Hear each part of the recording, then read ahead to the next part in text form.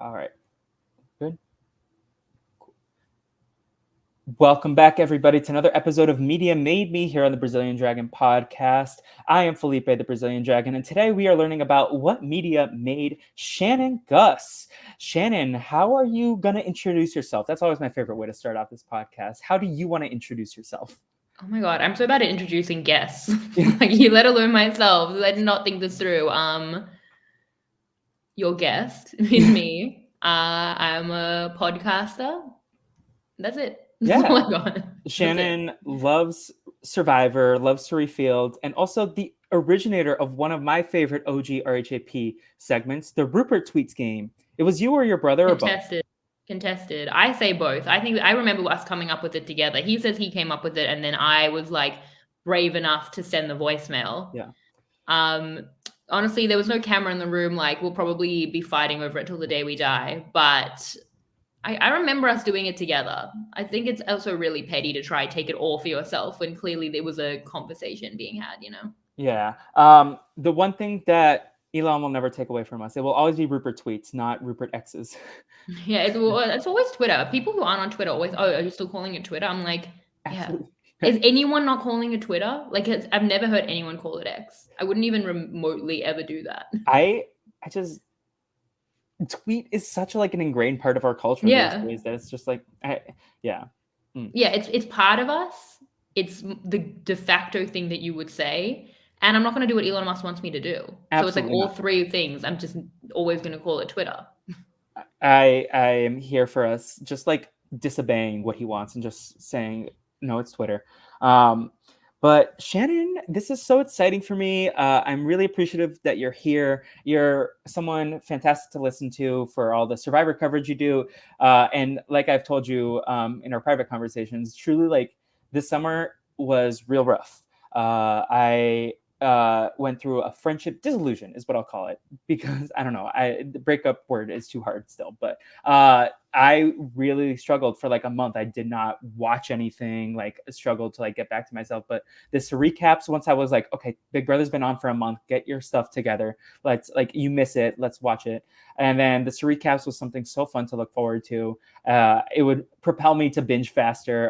That and the Suits pod and the challenge podcast. I don't even watch the challenge anymore, but these three specifically, it was like, oh my god, this like is the first time I remember feeling happy again, even for brief moments. So thanks for the content. Like, I am just very appreciative for everything you do as podcasters, because it does bring joy. And I know you're not like out there like on a medical hospital saving physical lives, but you are saving like emotional and mental health lives. I don't know.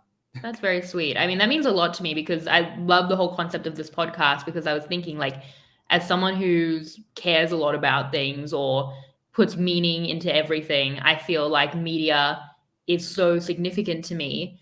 And just like the purpose that I put in it, and like almost how I kind of like humanize media as like this comforting thing is something I definitely do, which I'm sure we'll talk through with a bunch of different media. And was definitely true of like RHAP as an example, or podcasts, or like just the meaning that I put into that in difficult times is something that has always been like what I do. So the fact that you or that anyone could find that in my content is genuinely amazing, because I do that with other creators all the time. So I can't even imagine myself being like in that role for someone, but it definitely means a lot to me. No, just like truly thank you. Like it made me laugh at a time where I wasn't feeling like laughing, and like I feel like it was the kickstart that I needed to get back to feeling myself, and getting back to the things that bring me joy. And like I'm doing a lot better now, and I'm happy about that. But yeah, it's always nice that like, because I had a break from RHAP because I just like stopped listening just randomly. Like one day I was just like, I need a break. I feel like I was too engrossed in the reality TV space. And then I like, it was very comforting. Like I would dabble. I never took like a full clean break, but I would dabble. And then this was really the first time that I was like, oh, it's so reassuring knowing that whenever I need it, it will always be here. Like I can just like fall back into old patterns, pick back up where I left off. And like, yeah, there's probably some inside jokes that I don't understand from like 43 and 44, but I am so appreciative that like Rob has built such like an empire where I can turn to find these things that I can put on in the car or put on while I'm cooking food and just like comfort. And you're a great representative of the network.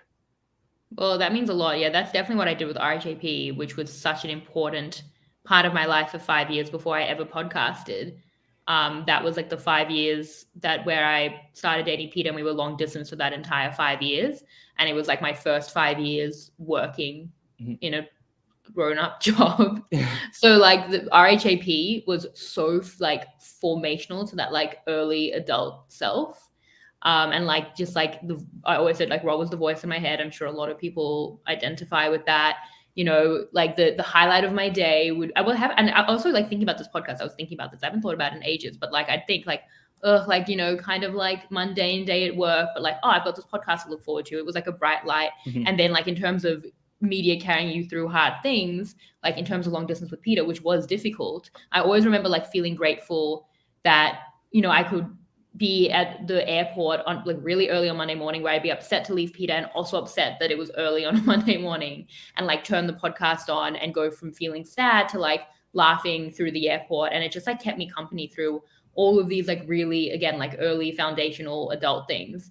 And so it was just so important to me. And it's again like the meaning that I ascribe to something like that, where it's not just like, yeah, I'm listening to this fun podcast. It's like, no, this podcast is like really helping me through the situation. So yeah, if I do that for anyone else, that is amazing to me. Any kind of distraction or fun or stupidity or just like strategic thought, like if I'm entertaining people, that really means a lot to me. So I'm glad that it's resonated with you. Yeah, no, and if anyone's listening to this and Shannon has ever helped you through a bad time, go show some love on Twitter, or Not X, yeah, no, yeah, just Twitter. Twitter, yeah, TikTok. Make a TikTok about how much you love Shannon.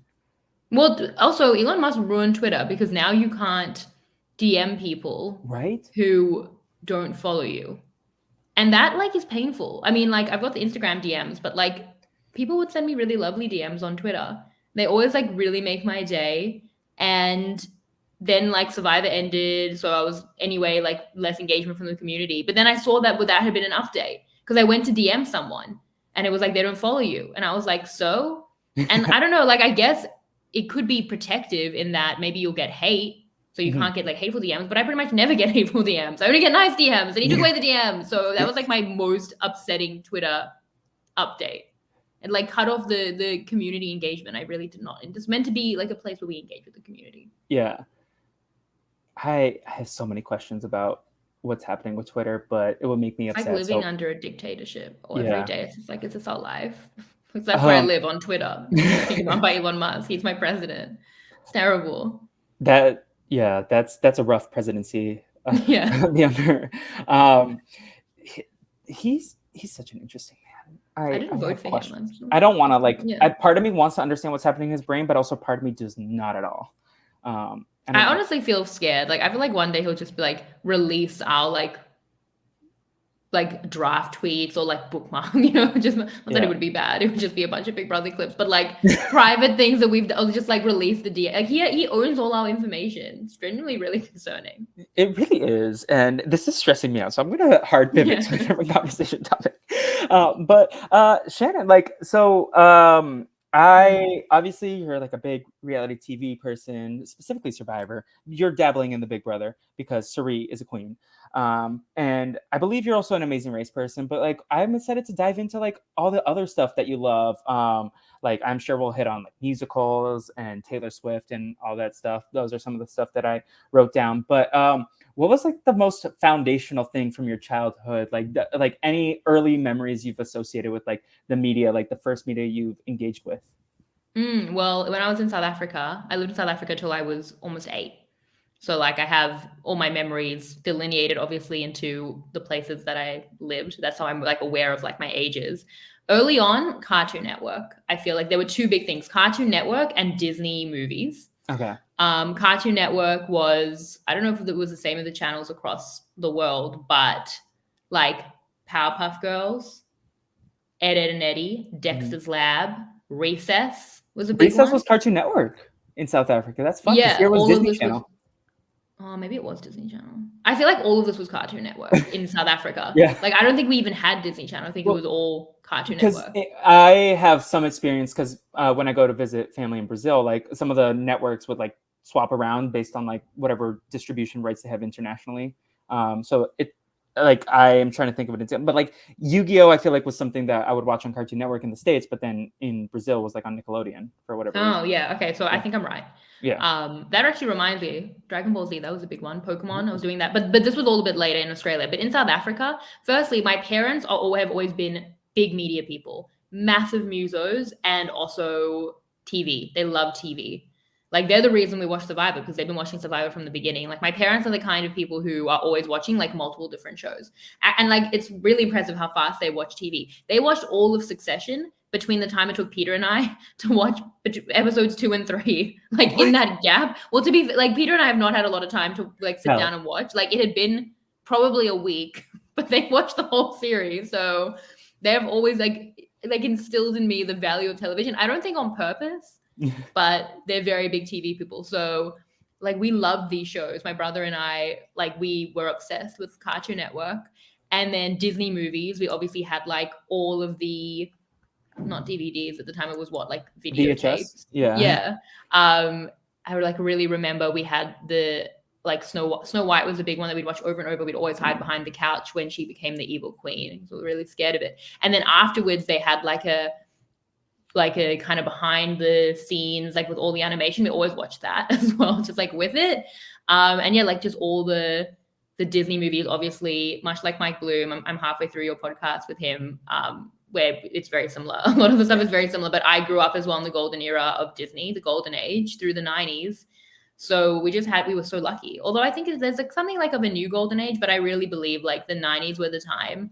Yeah. And it was a very great time to be a Disney fan. I dressed up for Purim as Snow White every single year until that dress really was not fitting anymore. And also, the dress did not look a lot like Snow White. It was just a really pretty flower girl dress that I had, and I would just have an apple. So I didn't really look like Snow White, but I looked like a princess with an apple. And yeah, so those were very much like my early on foundational media introduction. Yeah.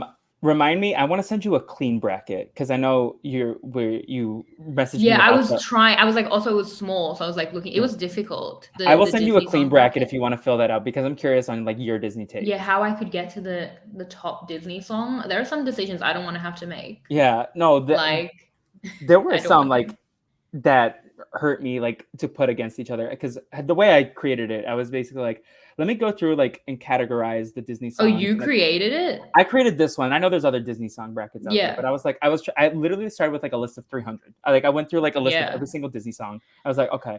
And then I like cut it down like by like the ones that I feel like would make me upset if they weren't there. And I think I got down to like 75, and then I like had to those last 10 or so cuts were the most hard. But I tried It's to so have good. I tried to have diversity between like eras and music, but then like the golden era It's just too had like many. so Yeah. many. Like I feel like every single Lion King song was there, every single It Beauty has and to the Beast song. be. And then I just kind of like ranked them by like how I feel like their impact in society, and Mm. then like then made the bracket seeds based on that. But I did. It was a very stressful test. I don't know why I put this stress on myself, but I did. I respect it. Like we drove to the Blue Mountains when Marianne was here, which is like 2 hours away. And the way back, we did like a full Disney sing along where we would like every person got a choice between me, Peter, and Marianne. We would like rotate and we just did like full Disney and we would just like sing at the top of our lungs, which was extremely fun. Like still to this day, if you look at my like most listened to Spotify stuff, like it's definitely Disney. Yeah. Disney and musicals, like 100%. So I never lost that. Do you have a favorite song, or is that like picking a favorite I child? can't. I don't know that. I feel like I'm now. I didn't think it through. Okay, give me like what would it be? What would be my favorite Disney song? I need the bracket. We could do the bracket now. No, it's too hard. I mean, we can do a follow up podcast where we just do a Disney bracket, but that would Yeah, like I'm trying to think about maybe my break my brain. favorite Disney. Okay, let me go to a playlist and then I'll just stop when I find it. Yeah.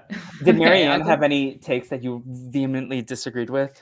I remember we did massively disagree on something, but I don't remember. Like I remember being really anti something, but I don't remember what it was. What Peter and her united against me on was that they were very anti like Tarzan, Phil Collins stuff. And I was like, I don't even Excuse? care. I I completely agree. Yeah. I'm with Shannon. I love the Phil Collins soundtrack in Tarzan. It's incredible. It's So good. absolutely incredible. I was like, it's my pick, and we'll be listening to "You'll Be in My Heart," and you'll stop Yes, complaining. that's probably my favorite Disney song. That would honestly be up there. It's Yeah. highly up there. So I remember them complaining about that. I remember complaining myself, but I don't remember about what, which is honestly pretty much. I remember complaining, but I don't remember about what is pretty much. You can put that on my tombstone. "I'll Make a Man Out of You" is like not as like a meaningful best, but like would probably be top 5. Um, Probably "You'll Be in My Heart" is up there. I'm trying to think. And then probably "Go the Distance" would be up Oh, there. yeah, that one Yeah. got defeated, but that was like one of my favorites as a child. I think the Hercules soundtrack is underrated. Yeah. It's also one of the ones I know least, but I love that song. And then I'd probably have to have something from The Lion King. Hakuna Matata is probably a top 5. I know you asked for one, but I can't do that. That's crazy. Um, I think that's it. I mean, like I hadn't actually even seen like Tangled until because of that sing along, I hadn't seen we talked about how I hadn't seen Tangled. So the next night we watched Tangled for the first time. Marianne Pretty and Peter cool. both fell asleep. I finished it and I'd never seen it. But that day we got my cats. That was a big weekend. Massive weekend. We got them that day. And then I See the Light obviously was I'm like, this is about like falling like head over heels in love instantly with something that would change your life. And I literally just got these cats. And then that whole week I just listened to it and cried. So that's like a new favorite, like definitely not like a top 10 or anything, but like in general, that like that's my new number one. Reflection, that's gotta be top 5. It's too many. I'm gonna be annoyed at myself when I've forgotten it. I'm sorry This for is just like going through Spotify. This this is is like not those preseason podcasts where like you're saying, "Oh, this person will make the merge," and then you like have a list of like 20 people that all yeah, can't make the exactly. merge. I It's can't. like I mean, look, that's what I love, like Disney musicals. If I could listen to one genre for the rest of my life, I would pick musicals because that also includes a lot of Disney now. But I yeah, think it's because they're all like so beautifully melodic and all tell like evocative yeah. stories. Like people like laugh at like quote unquote Disney adults. I don't know if I'm a Disney adult. I love I am. Disneyland Yeah. passionately. I feel like Disney adult has a bad connotation where Yeah, they it's associate it with like derogatory. Karens, but Yeah, I love I love Disney. Like Disney. Yeah, I I can't help myself, but it's just like so comforting. Like there's such a yeah. like so when I went to Brazil last year, I remember I got very stressed out because my grandmother is struggling with Alzheimer's, and I got like Oh, I don't know. mine too. It was Sorry just for very connecting over that. yes, Me too. Like those like awful things. Like girl, same. yeah. But like it was just like stressful, and then I couldn't sleep for like 2 hours, and then I just like put some Disney music, and like yeah, I was so like stressed, but like it was just like I remember feeling like a sense of comfort a little bit. Just like it just easy, it just brought me back to like childhood, which felt so much easier than adulthood. I was having that thought today. I was like, children are really resilient because they like deal with a lot of stuff, but I feel like I'm struggling more as an adult than I was as a child, and maybe that's because I know more. But Yeah. yeah, I'll say that all the time recently. I'm like, I don't want to adult. Like, yeah, no, this is it's like really hard. like when I was a younger and watching like adult, not Yeah. like, like people in the real world in their 20s. Now I'm older than them, or the 20s to 30s sitcoms, Friends, How I Met Your Mother. I'm like, I feel like life is genuinely like even harder than that portrayed. Like, Yeah. I mean, those people have some pretty cushy lives, but like all of those like literally made for TV issues, I'm like, it's actually even more difficult than that. So I've been having a reoccurring conversation with my therapist because a lot of like the friendship struggles that I was having is because like I started to romanticize the friendship and what it could be based on my experience watching sitcoms. And I was like, oh, mm, this is like my best friend group. And then when they showed their asses, in my opinion, like as Chappelle would say, that then I was like really struggling with that. And I don't know, like, but I can't help but like see this like storytelling in the way that I do. It's like I feel like I am just so used to seeing so much media that like sometimes it's just like, oh, I make the connections and jumps. yeah, Um, especially when you watched it when you were younger and that was like, oh, is that what it's going to be like to be an adult? Like, no, yeah, life is actually not like Sex in the City. I actually blame things like that all the time in terms of getting into media. It's like, you actually don't write one column and get a lot of money every week. Like, that's not, yeah. I wish that would be so cushy, but yeah, Yeah, well, I mean, Carrie has the cushiest life ever. But yeah, in terms of Disney, what were we saying in terms of the music We were and talking about the music. about like the comfort. Yeah. But it is comforting and I love it. But also in terms of being a Disney adult, Disney is great. Like Yeah. it's genuinely like they people. How can you you like these like kid shows? It's like, are they for kids if they get the best song and musical writers in the world just like every couple of years to just do the new thing? Like, yeah, of course I love Moana. It's Lin-Manuel Miranda, Yeah. and it's excellent. So, like, is that for kids? Like, how come they then get like the highest quality things? Whereas, like, I as a musical lover, can I love like adult musicals, but I shouldn't love kid musicals, It's which like are a, by the same creators and are of like the top quality with like the most money backing in the world. Like, yes, of course I like it. I get very upset with people who are like, animation is a kid's medium. And I'm like, no, animation is just a medium for storytelling that like you can do a lot of cool stuff. Like The Lion King has very adult themes. Beauty and the Beast has very adult Yeah, themes. oh, And like very, if you yeah. rewatch these movies, I've been seeing a lot of these re-releases that they've done in theaters for the Disney 100 celebration. And like recently saw The Lion King again, Beauty and the Beast. And I'm like, no, these are Mm, like movies that like while that I was watching them as a kid, because there was stuff in Beauty and the Beast that I was like, this is terrifying as an adult, like when he screams at her. And I'm just like, yeah. these it's just a storytelling medium just because it's different and there's so much hard work that goes into it. Like I there's this coworker that I have that like is very snobby about like how animation isn't good because it's not realistic. I'm like, what? Like you love Quentin Tarantino movies. Not those aren't necessarily realistic, but like I don't know. And I feel like just I hope that we continue to see like animation be respected in like I think the Spider-Verse movie is like a feat of Oh, like the technical best. Best thing I've seen skill. all year. Yeah, So good. Did you watch Elemental? I did. I loved Elemental also. I Like also really enjoyed it. I really enjoyed Elemental. Spider-Man's my favorite movie I've seen the entire for year. sure. And then I recently saw Teenage Mutant Ninja Turtles, which I also So really fun. enjoyed. Yeah, but The I was like, this is not a kids movie. I was like, I was a little bit scared. Like, this is not for children. I think that's one of my favorite action movie scenes that I've ever seen. The one that With like no cuts the diggity. four of them. Yeah, that one. Yeah, That's so cool. yeah, yeah. Um, So I love animation, I guess, because like a lot of my favorite things that I've have you seen this seen year are Vivo? animation.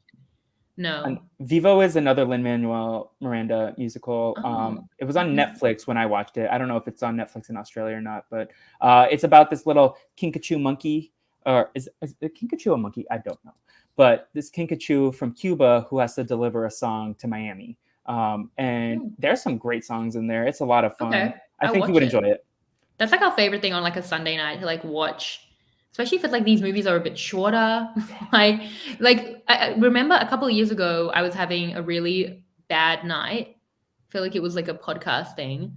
And it was during lockdown. I was like, this is done. I like put my phone down, like, we're gonna watch a really great movie. And we watched Luca, which is I like one of my love Luca. favorite Pixar movies. And I loved it. I love all, and Peter's the same. Like one of our first dates was to Monsters University. So like will I people make love fun that. of this for being a Disney adult, for having been to all of the Disneylands except China and being obsessed with Disney and theme parks and well, I mean like obsessed is a strong word. Yes, it's like a top Spotify thing. I do Yeah. love it a lot. And I will see like pretty much every new Pixar movie that comes out. I I So just am yeah.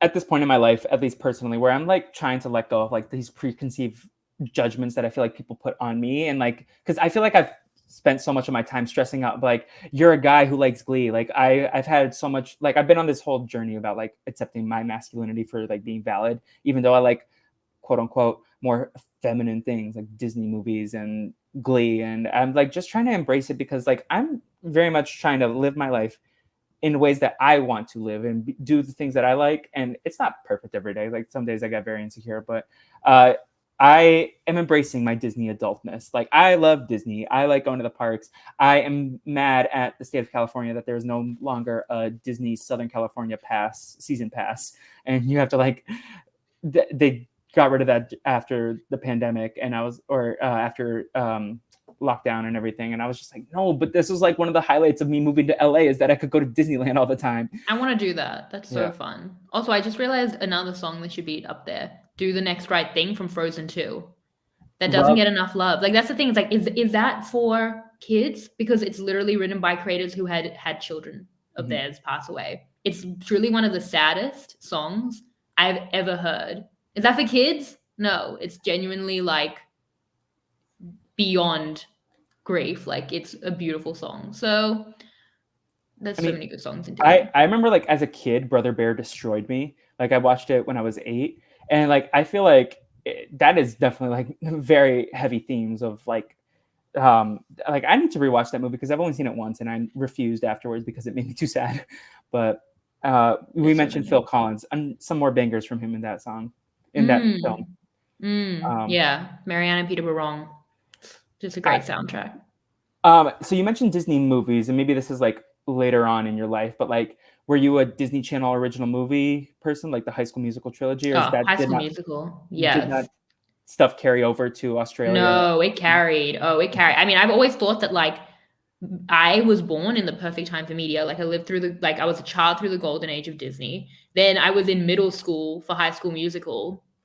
By the way, High School Musical, Hey, I put that on every playlist I've ever made. Like I had a New Year's playlist and like then like the started something songs were new. just yeah, definitely Breaking Free, everything. And I was like, I have no regrets. Like we're Breaking just Free like is in one of the my pool. go-to karaoke songs. 100%. Like genuinely is one of my favorite songs that I will listen to. It's in the Disney playlist, which is great because it's Disney Channel. Yeah, I was in the 8th grade when High School Musical came out. So obviously that we learnt the whole dance. Like we were completely obsessed with it. So yes, all of that carried. Disney Channel in general. When I got older, like Lizzie McGuire, and then That's So Raven. That's So Raven was the biggest one for me. Still to this day, one of my absolute best friends in the world. We became friends because we were like, talk just one of our first conversations, we talked about That's So Raven. I was like, I love That's So Raven. She was like, I love That's So Raven. And that's still to this day how I make friends. I love Survivor. You were on Survivor, you like Survivor. And that's I how I make friends now. So yeah. I love that. Like one of the coolest parts about my job is that like it's all these like movie and TV nerds that like even if I uh don't agree with all some of their opinions, I'm like, oh well, we both love this type of movie, like, or we love this type of movie, and I don't know, it's just very comforting that like it's all these like nerds who like collected in this job, and that's Yeah. also part of the reason why I love RHEP. It's because like we are obsessed with these shows to the point where like we need to find other people to talk with because there's not like a community. Like I grew up like with not a ton of Survivor people in my life, and so that's why like I was drawn to RHAP, and the community is like the most important. Like RHAP is probably the most important thing in my life. Like Survivor is always going to be probably my favorite show just because it changed my life, and Yeah. in 2 years it's going to be half of my life that I spent listening to RHAP and like being That's crazy. like it's just wild, but it is the most definitive piece of media of my lifetime. And I mean, we're doing this podcast because of it. I listened to this person from Australia talk about all these international versions of Survivor and make jokes, and like you literally like pick me up out of depression at times, and that's just wild. Like what kind of world we live in where media can be so transcendent, and that's because we're all like big fans of these things. Yeah. I feel like I'm someone who really loves things a lot. Yeah, Like I obviously like you're feel very deeply passionate, about which I relate to, and that's what we were talking about in the pre-show with like Nick. Why I identified with him on his seasons of Australian Survivor because he's very passionate as well. yeah, I find a lot of joy in media. I think like the other day I was having a horrible day, and then we watched the latest episode of Succession, which is what we're currently watching, and I really loved it. Like even like I was like, I've really enjoyed this. Like this was like a fun event for me. That's how much I like enjoy consuming things. I like sometimes my therapist is like, you treat TV shows as homework, and I'm like, but I genuinely love doing this homework, like because I have a big spreadsheet. Daniel got me into spreadsheeting, like, um, and I have color codes and everything, and like I'm doing the Suits watch with Chappelle and Rob, and like every time I watch a new episode, I'm like, it's so rewarding to just like put the little like how Lisa would always say tick, like it's like, oh, tick this episode, okay, less episodes now, but it's just so fun. Like I love feeling lost in these stories, whether it's a reality show, whether it's like an animated movie. It's just like transporting to a different like story and like interacting. And as someone who like has had dreams of writing in the past and like still thinks about it, like it's so fun to like just experience different types of storytelling and get lost in them. Mm. Well, I don't do the spreadsheets, but I've always consumed media since probably high school in like a very analytical way. So like even watching sitcoms, I would always read the AV Club reviews. AV Club was a huge, I know it's changed a bit now, but that was a really like huge, probably foundational part of like why I'm doing what I do now. Mhm. And that, or even like so now I'll consume anything and will always check out the hashtag on Twitter. Even if I'm binging something like Succession, I will always go on Reddit and see what people were saying at the time, see that analysis, or even like in my own way that I talk about it. Like I feel bad for Peter because, and I do this so much with my brother, where we, will anything that we watch, we will just discuss at length, even if it's something that it should seem more shallow. I will be like, here's my like full scale analysis, to the point where like my brother and I talked about the Barbie movie for so long, scene by scene. It was like a week later, we were still texting, and Peter was like, you need to stop talking. Like we like analyzed it to like its nth degree. And then we saw Oppenheimer, and then that started. So like, that's just how I consume media. I will never just be like, that was good, and then just move on. Like I want to come out of the movie and be like, let's talk about it. Like I saw the Eras Tour movie Did you 2 nights sing? ago. Yeah, but our theater wasn't really singing, so I was just like quietly singing to myself. And my friends were like, I gotta go, it's so late. They didn't realize it was 3 hours. So they like left as it ended, and I like stayed and watched the credits. So I didn't get to talk about it with them. So then like 1 a.m, they just got like an essay of like, here are all of my thoughts. I'm like, I don't know if you guys wanted to like deconstruct this to its absolute bare bones, but I'm about to. So I need you guys to respond in what you thought about the song choices, even though I even knew the song choices, but in seeing it, I want to talk about how that experience was. So that's why I think I like so luckily got into doing that as my job, where I watched the episode of Survivor or anything, and it's like, I want to break this apart scene by scene, decision by decision. Like that's my life. You enjoy the communal aspect of TV that I also enjoy, like these stories and like talking about it, like because that's something that I love too. It's like I usually do like when I don't know if you have Letterbox, but I have gotten into it, and like I don't do like the most eloquent reviews, and also like I'm very aware that like my reviews, my taste is very chaotic. Like I can objectively see the flaws of Lyle Lyle Crocodile as a film. I gave it 4 out of 5 stars because it made me cry, and it was so fun, and I loved it, and some great songs. But like I will like do joke answers, but then I love just reading other people's reviews, like whether it's like a comedic review or just like someone's like response, and that's I love like reading reviews. one of my Yeah. least favorite parts about the West Coast experience. Like it's the only flaw that I've really learned.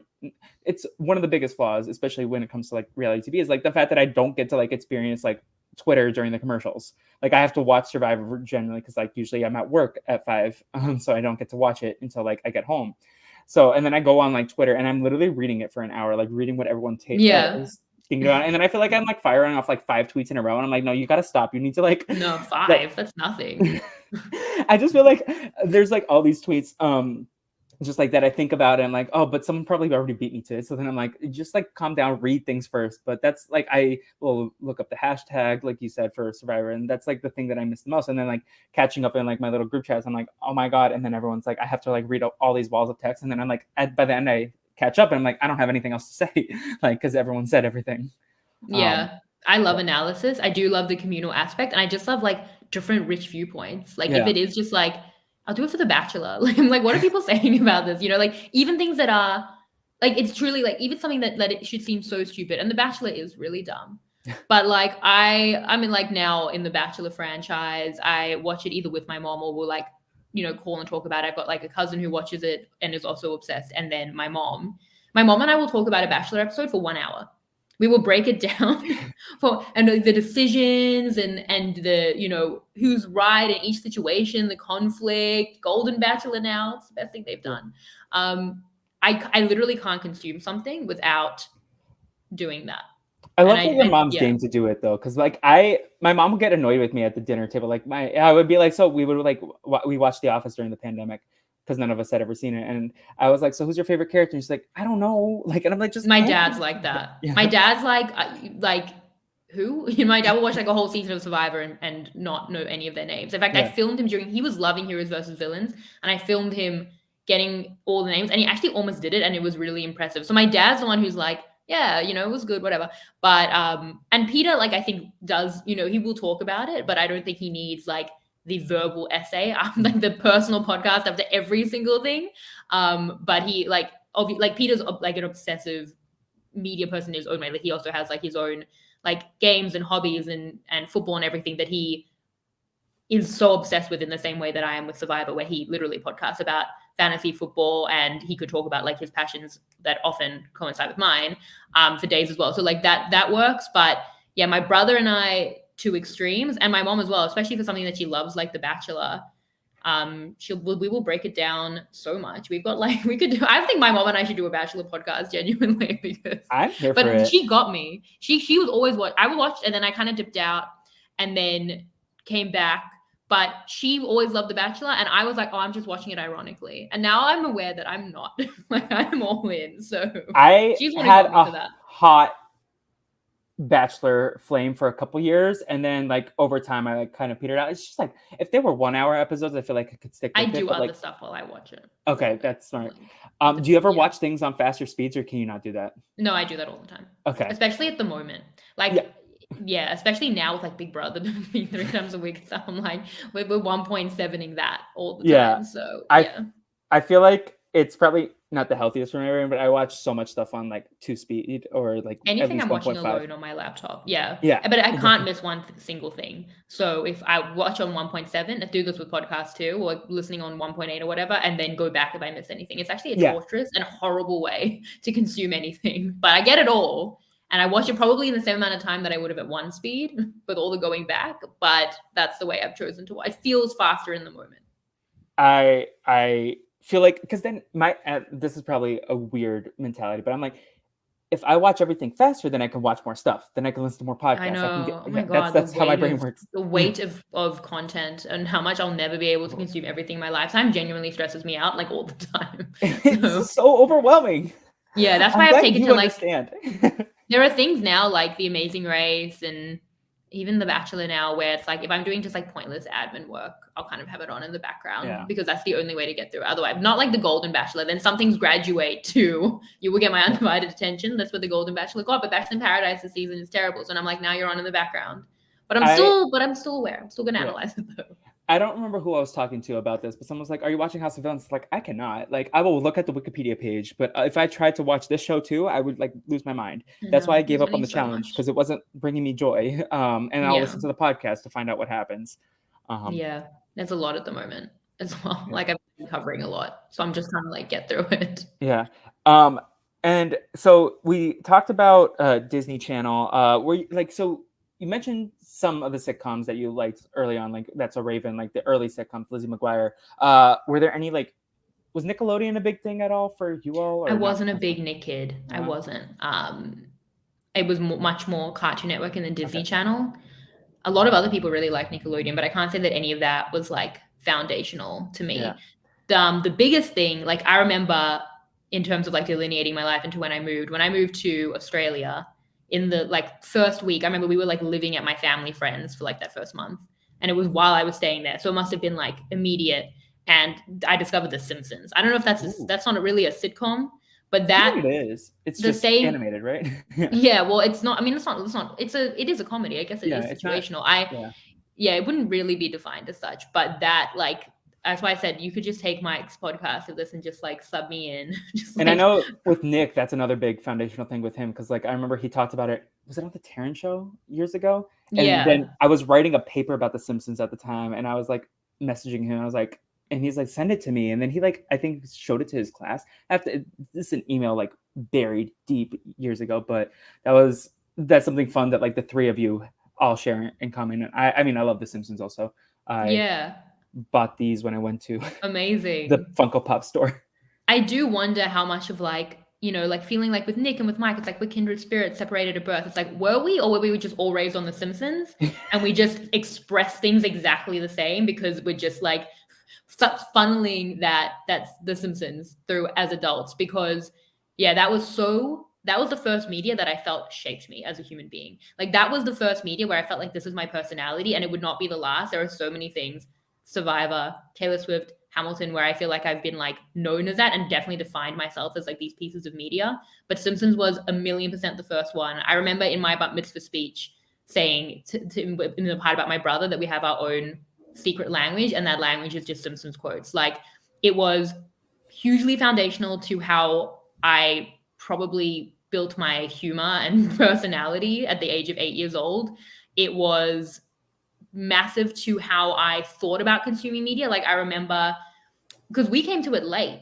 Yeah. And we would watch it, and then like, but I was very aware of like, so I don't even know how I did this without like the internet and being a child, but I was aware of like how many of the Simpsons episodes we'd seen. And I remember we watched the boxing episode, and that was like that was when we'd seen all the episodes. Like we got our hands on that episode because it was like the last one we hadn't seen. That was the first time I binged something to its completion. And then they kept making more episodes, so now I've fallen behind. But yeah, just the way I express things, even now, I will say something in a certain inflection or tone, and then hours later be like, I think I was quoting The Simpsons, but I don't even know what it was. This happened recently where someone was like, oh, this line in the podcast was really funny. And I was like, I think I'm like, it's not a quote, but it's like in the vibe of a Simpsons tone.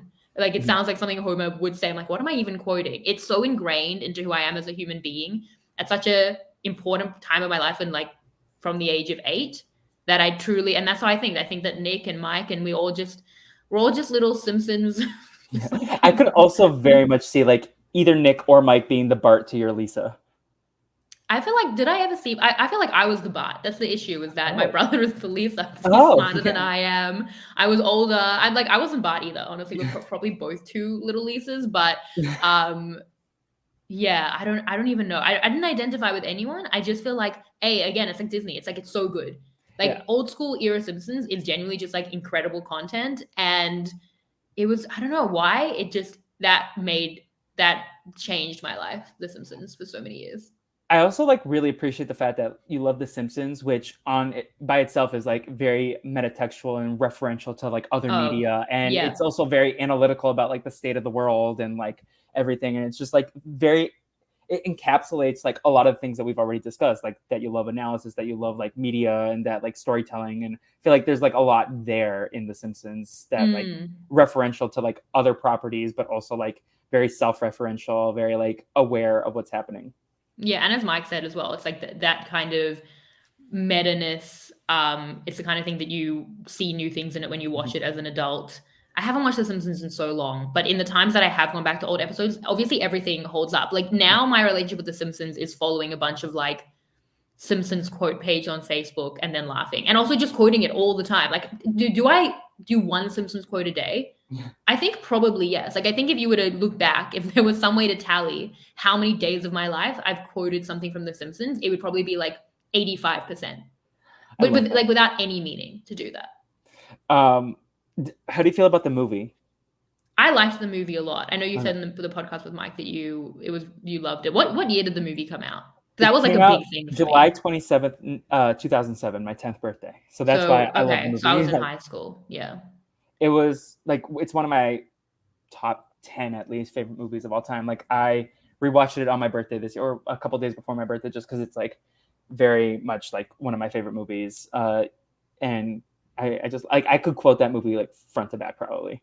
Really? I feel like I mean, I was in high school. So I feel like maybe I was like shifting out of that a little bit, but like I definitely watched it and loved it and watched it multiple times. It was the talk of the town in 5th grade. Like we were all quoting Spider Pig and all that. Yeah. It was the same in year 9, honestly. Like we weren't above That's literally me always though. Like I'm quoting like I think there was like you talked about the soundboard today on or whenever you recorded the podcast with Rob, the soundboard in like the early era of RHEP, that era. And like I said something, I think I said basically I'm a badass or something, one of these San Juan del Sur quotes, and I was like, no one understands what I'm referencing, but I like, it made me happy, and just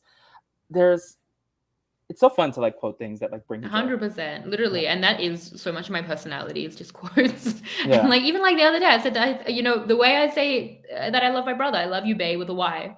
San Juan del Sur. Is that a girl's mom? Yeah, so genuinely, it really is. It's like how you connect to other people. Like it's those references, it's that shared language that we all have with each other that we've created. So yeah, Simpsons was a huge part of that. And then, but you mentioned the meta-ness.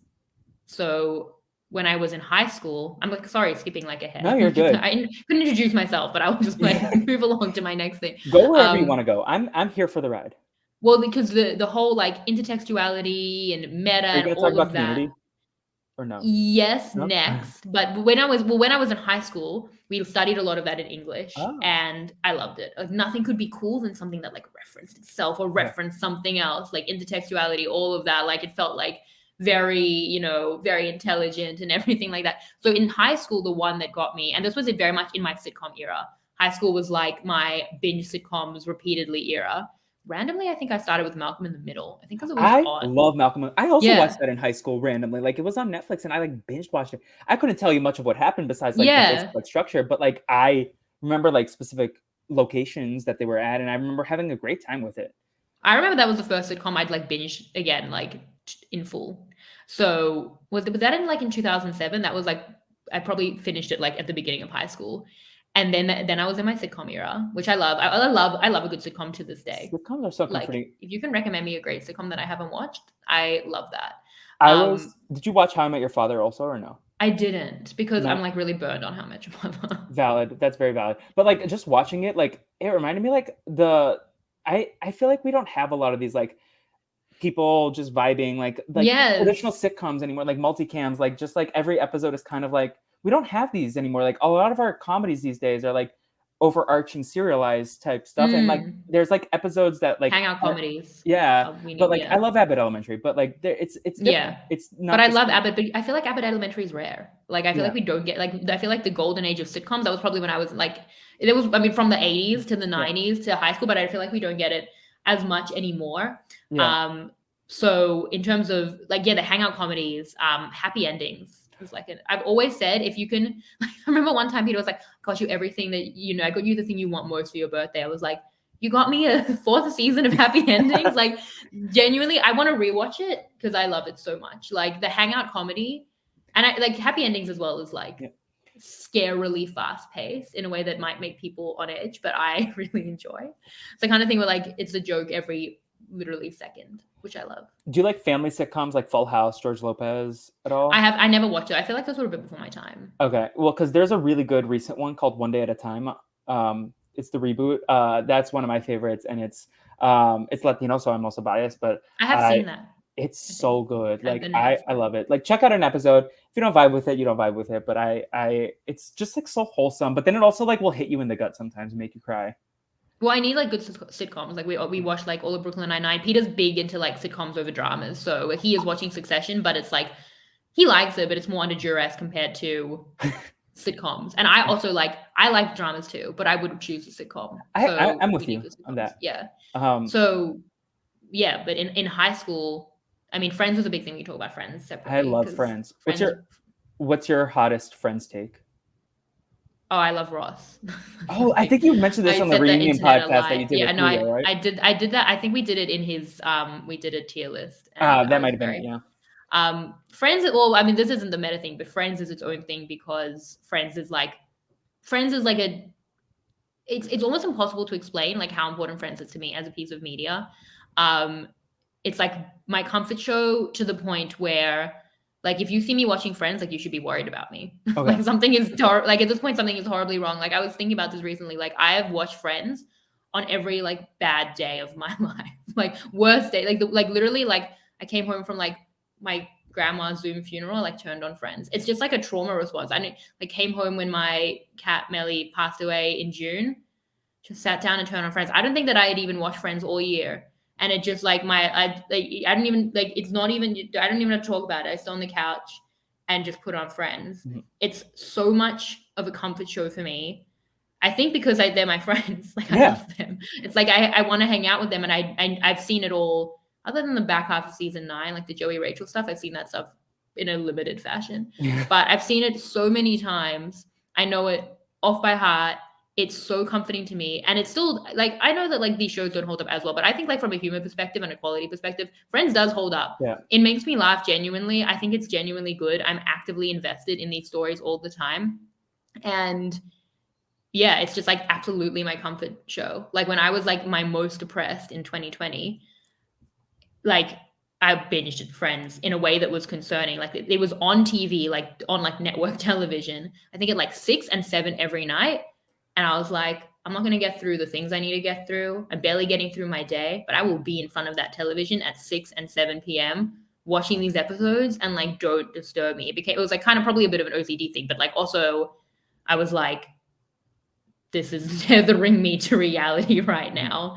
So Friends is just like my ultimate comfort show Yeah. I love Friends. Like, I mean, for me, like a lot of my early, I remember like very faintly, but I remember my mom watching the finale and like watching it with her. Like, I don't remember how old I was. I must have been like 8 or something. What was it? 2004? Yeah, something 7 or 8. And I just remember that. And like, I got off the plane. Like, I love this show deeply. Like, and I think because of my job, I am a little more desensitized to Friends than I was before I started this job. I work at Warner Brothers as a tour guide, so I talk about Friends all day, and that's like I genuinely I'm like so said like at the jealous. start of all my tours, like I want to know what you're all fans of. I love Friends, I love Friends. and it's just so decent. Like the theme song doesn't hit me in the same way it used to, just because I hear it all day long sometimes, That and sounds like a it's dream, just honestly. it's sad that it You're like describing it like it's bad, but you're living the dream. yeah, I just feel sad that it desensitized my love for the theme song because like that theme song would come on and I would like be so excited and it would also air a lot in Brazil like on the random channels that they had there like Friends is I got into an argument with my friend Will on a podcast not Will from America Davis Como Will because he's not a Friends guy and I was like oh I love Friends and I think it's probably the most like the biggest show in the world at least top 5 just like around the world I think Yeah. Friends is just even especially after getting this job like people like I've had like maybe 5 tours out of like probably over 1,000 that I've done that had 0 Friends fans. It's there's always at least one Friends fan and usually it's the whole cart. Yeah. It's sad for me because I feel like because of the pressure of content and how we're Mhm. never gonna like, consume Yeah. all the content that we want to, my rewatching days are basically over. So now I I feel like I can't allow myself to watch Friends, then like rewatch it again and again and again, unless I'm like in an extremely bad place with something. Which is an unfortunate like way to think I've about it. I've kind of been I like struggle with rewatching content honestly, and for me like Friends like I can't fall asleep without something in the background right now. When I first got this job at Warner Brothers, it was Friends, and I would put the sleep timer on for like 90 minutes, and hopefully I would fall asleep by then. But some nights I would like listen to like 3 hours of Friends, flip that, and just like be like listening and vibing with the characters. So like but I remember like I would watch Friends clips on YouTube when I was in bad moods. Like there's like some Oh, you know specific what the moments. best is? Which Friends one? bloopers. Oh yeah. Well, we have those on the cart. That I was so upset that we weren't allowed to play Friends media on the cart until like a couple weeks ago. Because it's like I want to show you all these clips from Friends, but they're not on the regular clips. Like there's no Friends clips in our regular stuff. It's all like other stuff. And I was like, but this is like why these people are here. But I cannot wait until you get to see the lot because like you're gonna have a great day. Yeah, Yeah. I definitely want to one day. Like, and I know it so well Yeah. that I'm very aware of like where like what kind of comfort do I want? Do I want the kind of comfort where like Ross and Rachel are happy in season 2? Do I want the kind of comfort of like the kind of high energy sneaking around Monica and Chandler season 5? That's Like intense stuff. Yeah. I'll just yeah. I'm very aware. I'm like I want this specific episode. I want this specific joke and laugh. That's what's gonna make me feel better today. I feel like you probably have like your weird niche. Like no one appreciates this episode of Friends or Survivor the way I do. Like for me, it's the one that Monica makes all the candy for the neighbors. I love that episode. Like specifically when Joey's like yelling for like more candy, and the guy's like, "What's her name? Candy Lady?" And I don't know that episode just cracks me up. It's I such a think wholesome one. yeah, like my episode takes are probably pretty cold, honestly. Like I feel like I love all the ones that people love. I just like I but I love Ross. Like and that is like the hottest Friends take alive. And Well, I've defended it to my to my I dying breath. think like so growing up I was like Joey was my favorite at one point like Joey Chandler like I love Monica but like not in the same way that I love all the other characters. I think I could like make an argument that like any of the other ones are the funniest because I see the most of myself in Monica and I'm like Yeah, I am Monica. yeah. So But I think Rachel is sneaky funny and like people don't respect her on tour. Like no one ever says Rachel's their favorite. Like oh. a lot of people like say Ross as a joke, but I'm like, no, I think they're all great. And like David Schwimmer is an acting genius. Like you Yeah, cannot convince me otherwise. incredible. I also love his role as Melman the giraffe in Madagascar, but it's Ross as a giraffe. Well, that's why like the one where Ross is fine is like my favorite episode of Friends. That's That's the my season go-to. 2 season 10 episode Season 2. 10. Yeah, Yeah. yeah. Even though With it the is a Joey fajitas. Rachel episode. Yeah. You could sub me in for David Schwimmer. I could do that entire part.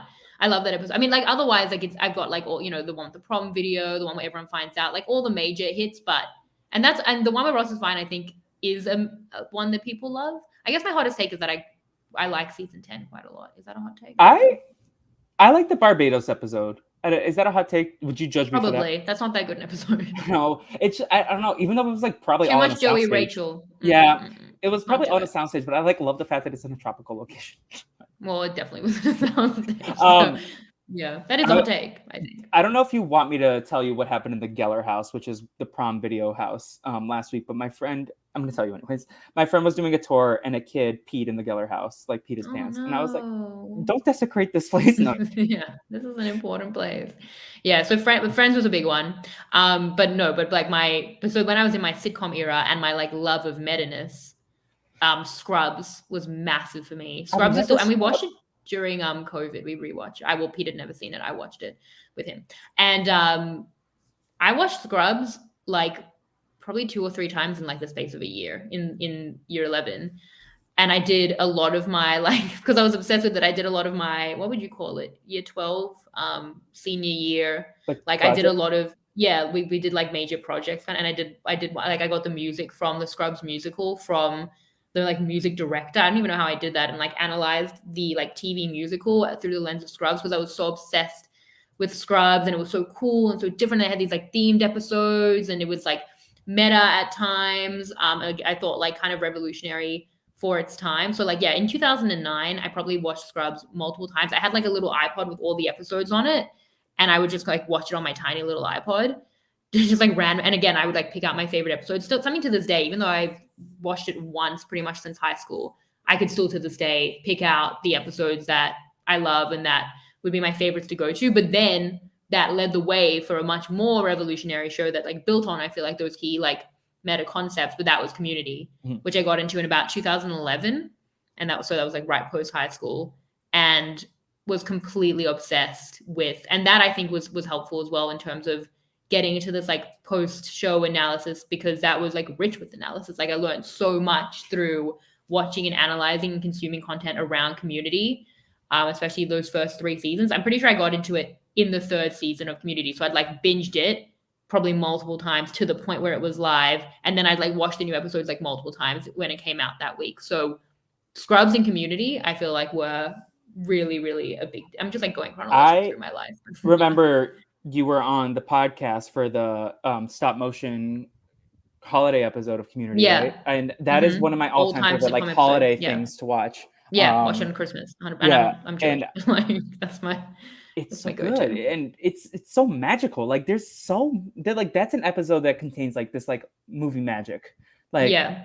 especially after working like, and I know you have like experience like behind the scenes on productions like with Talking Tribal, and like you've been like part of the process, and like you've also we didn't talk about your producing credits on Survivor South Africa, but like it's just sometimes like I feel like I lose the movie magic just like having seen how it all gets made. But like that episode, like maybe because like stop motion is such like a foreign concept to me and like how it comes to life. Like I know the basics, but it's just so like I can't describe it other than like magical and whimsical and fun. But Yeah, also and like I sad. also Community I think as well was a show that was really good about like always being like on the edge of cancellation. Yeah. So it built this like real community around like I'm a community, well, like ironically, like literally, like I'm a Community fan. Like Yeah. that's like a badge of honor and pride. Like you don't watch Community, like this is this like cool niche intelligence show that's like always getting canceled. We're like fighting for our lives over here. Okay, it's like kind of being an international Survivor fan. And yeah, that's what it is. It felt like this like little home, and it again was something that probably was like a point of identity for me. And to this day, those first 3 seasons, which I also rewatched during COVID, they hold up. They're I got amazing. my parents and brother into Community during the pandemic because I had seen it. Actually, my Community origin story is Gordon Holmes and Rob used to do like Survivor podcasts where they would check in about Community like way back No. during like because when I first got into RHP, my first season was One World. So then I like when I was in high school, I was like backlogging all the. I was like, oh, give me like all these Nicaragua podcasts, all these like I was listening to everything, and they did some check-ins about Community. I was like, they keep talking about the show. Let me watch it, and I fell in love with it. I remember I like binged like the first 3 seasons in like 2 weeks, probably, Yeah. maybe more. But Those first 3 seasons are incredible. And the first few episodes of season 5. That's it. season 5, episode 4, the one where Pierce dies. Spoilers. So funny. But did you see all this like Chevy Chase stuff with the that Yeah, he Nicole said he Brown? never liked them. Yeah, and Yeah. she quote tweeted him and was like, okay. And because I also love her because she was Helen on Drake and Josh, but we already described that you're not the biggest I Nickelodeon. mean, I watched Drake and Josh, but Yeah. I don't feel like I felt like I casually was a Yeah. Nickelodeon fan. Of Nickelodeon, I feel was a big thing in Australia. Like there were people watching, but I'm like, they just wasn't. I don't know, it Yeah. wasn't hitting the same for me. Now, were there any like other big sitcoms that like are really like transformative for you? And like of the modern sitcoms besides Abbott Elementary, does anything really like stand out? Like, are you watching Bob Hart's Abishola every week? No, I mean, I'm kind of like out of the game. I mean, Survivor has taken up a lot of my TV watching time in terms of podcasting. Like, I have a lot less time Mhm. How to many binge, times and do you that's watch an episode out of curiosity of Survivor? it depends which one. Okay. Like US Survivor, I watch it, and then I like watch it again Okay. in like, but like fast. Yeah. Like Australian Survivor, I watch it for Talking Tribal, then I watch it kind of probably fast again, or at least like skip through. Then I do Talking Tribal, then I watch it live in live tweet, and then I probably watch it or at least skip through a fourth time. Okay. Like by the time, by the time I'm doing that recap, I've probably seen most of it four times. So and it just like I feel like I'm a lot busier now. Mhm. So that's why when I'm like, oh, we rewatched this during the pandemic, it's like obviously that's why I had a lot more time during Yeah. lockdown to watch these things. Otherwise, like I haven't had as much time to watch things live or to binge things. In terms of like sitcoms, I mean, look, I had like, reverence for the OGs, definitely like went back, binged Seinfeld. I remember my brother and I like started at the same time, had a bit of a binge race. And I remember I won, and he was like, this isn't really a good thing. This just means you have more time on your hands than I do. That was also around high school. But in terms of like foundational, I mean, Sex and the City was a big one for me. Not that it's really a sitcom. That was a big, like, I would like come home on a Saturday night and what they always had like 4 episodes on. So I would just like, it's like it's the kind of show where I feel like it's not important to me now. Mhm. Definitely the reboot. Like I watched 2 episodes of it and I was like, I need to stop because I think it's making me hate the original Sex and the City. Like I hate it so much that it's now like backlogging to how I feel about the OG content. But like when you're in high school, I feel like that all that kind of stuff. Actually, in terms of the grown-up stuff I wanted to watch, grown up, the OC, Gossip Girl, Sex and the City were foundational for me at the time, but probably don't translate to like how they've, the longevity of how important they've been to me. Yeah. No, I recently got into Gossip Girl and I took a break because I was watching it for Matty G's podcast and I was like, okay, I got to binge like 3 seasons because like he booked me on the podcast and then I was like, oh, I got time to. And then I was like, oh no, this is coming up. I got to binge watch it. And the second, then the third season, especially, like I was like, oh, this is really good writing. Like I probably like prejudged it without like giving it a chance and they're like, oh, it's Gossip Girl. It's about this like news blast, like high school drama. It's like, oh no, the like writing, like the way that like they tie all the characters back together is like really well executed in my opinion. And the What You Doing Thanksgiving dinner lives rent free in my mind. That is like cinema to me. For me, yeah, I was more the OC. Like the OC was on when I was like in middle school. I was too young, and I get why my parents didn't want me to watch it now that I'm an adult. But at the time, I was like, everyone else is watching it. I need to watch this at some point.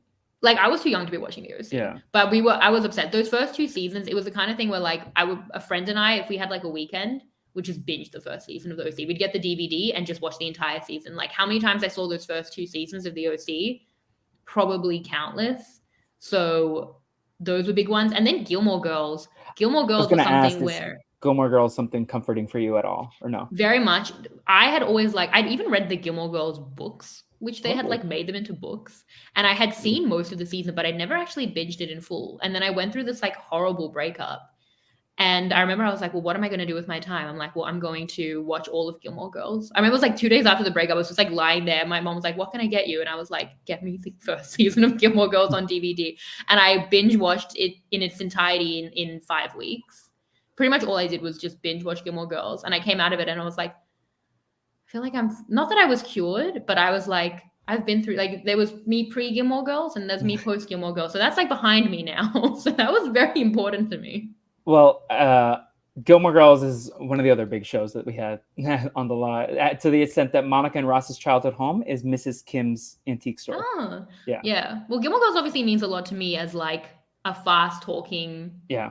pop culture referencing brunette person. Like obviously I saw a lot of myself in Rory and Lorelai. Peter also really loved Gilmore Girls actually. I've So only it's seen the first season. I need to get back into it. But again, there's so much content, and I feel like every time, like yeah. these shows that have already ended, it's like I feel like I already got spoiled on these. I will prioritize these later for whatever reason. Like Suits has stuck, but like it's hard for me to like stick with something Yeah. without jumping around. That's why I needed the time. That's why the Yeah. time I was like, what can I do in this phase of my life where I've just gone through a breakup, I'm 20 years old and I've got nothing else going on right now. I was like, this is my time. Or I might never see all of Gilmore Girls in one go. Yeah. And I did it. I'm so happy I did it. Like that was so that wasn't like, it's not that it's a comforting show to me now, but that's like a time in my life where it's like that's when I watched the Gilmore Girls. I know a lot of people who like Gilmore Girls is their comfort show. The way like you describe Yeah. Friends, like it's I know a for lot of that. Like people as well. Yeah.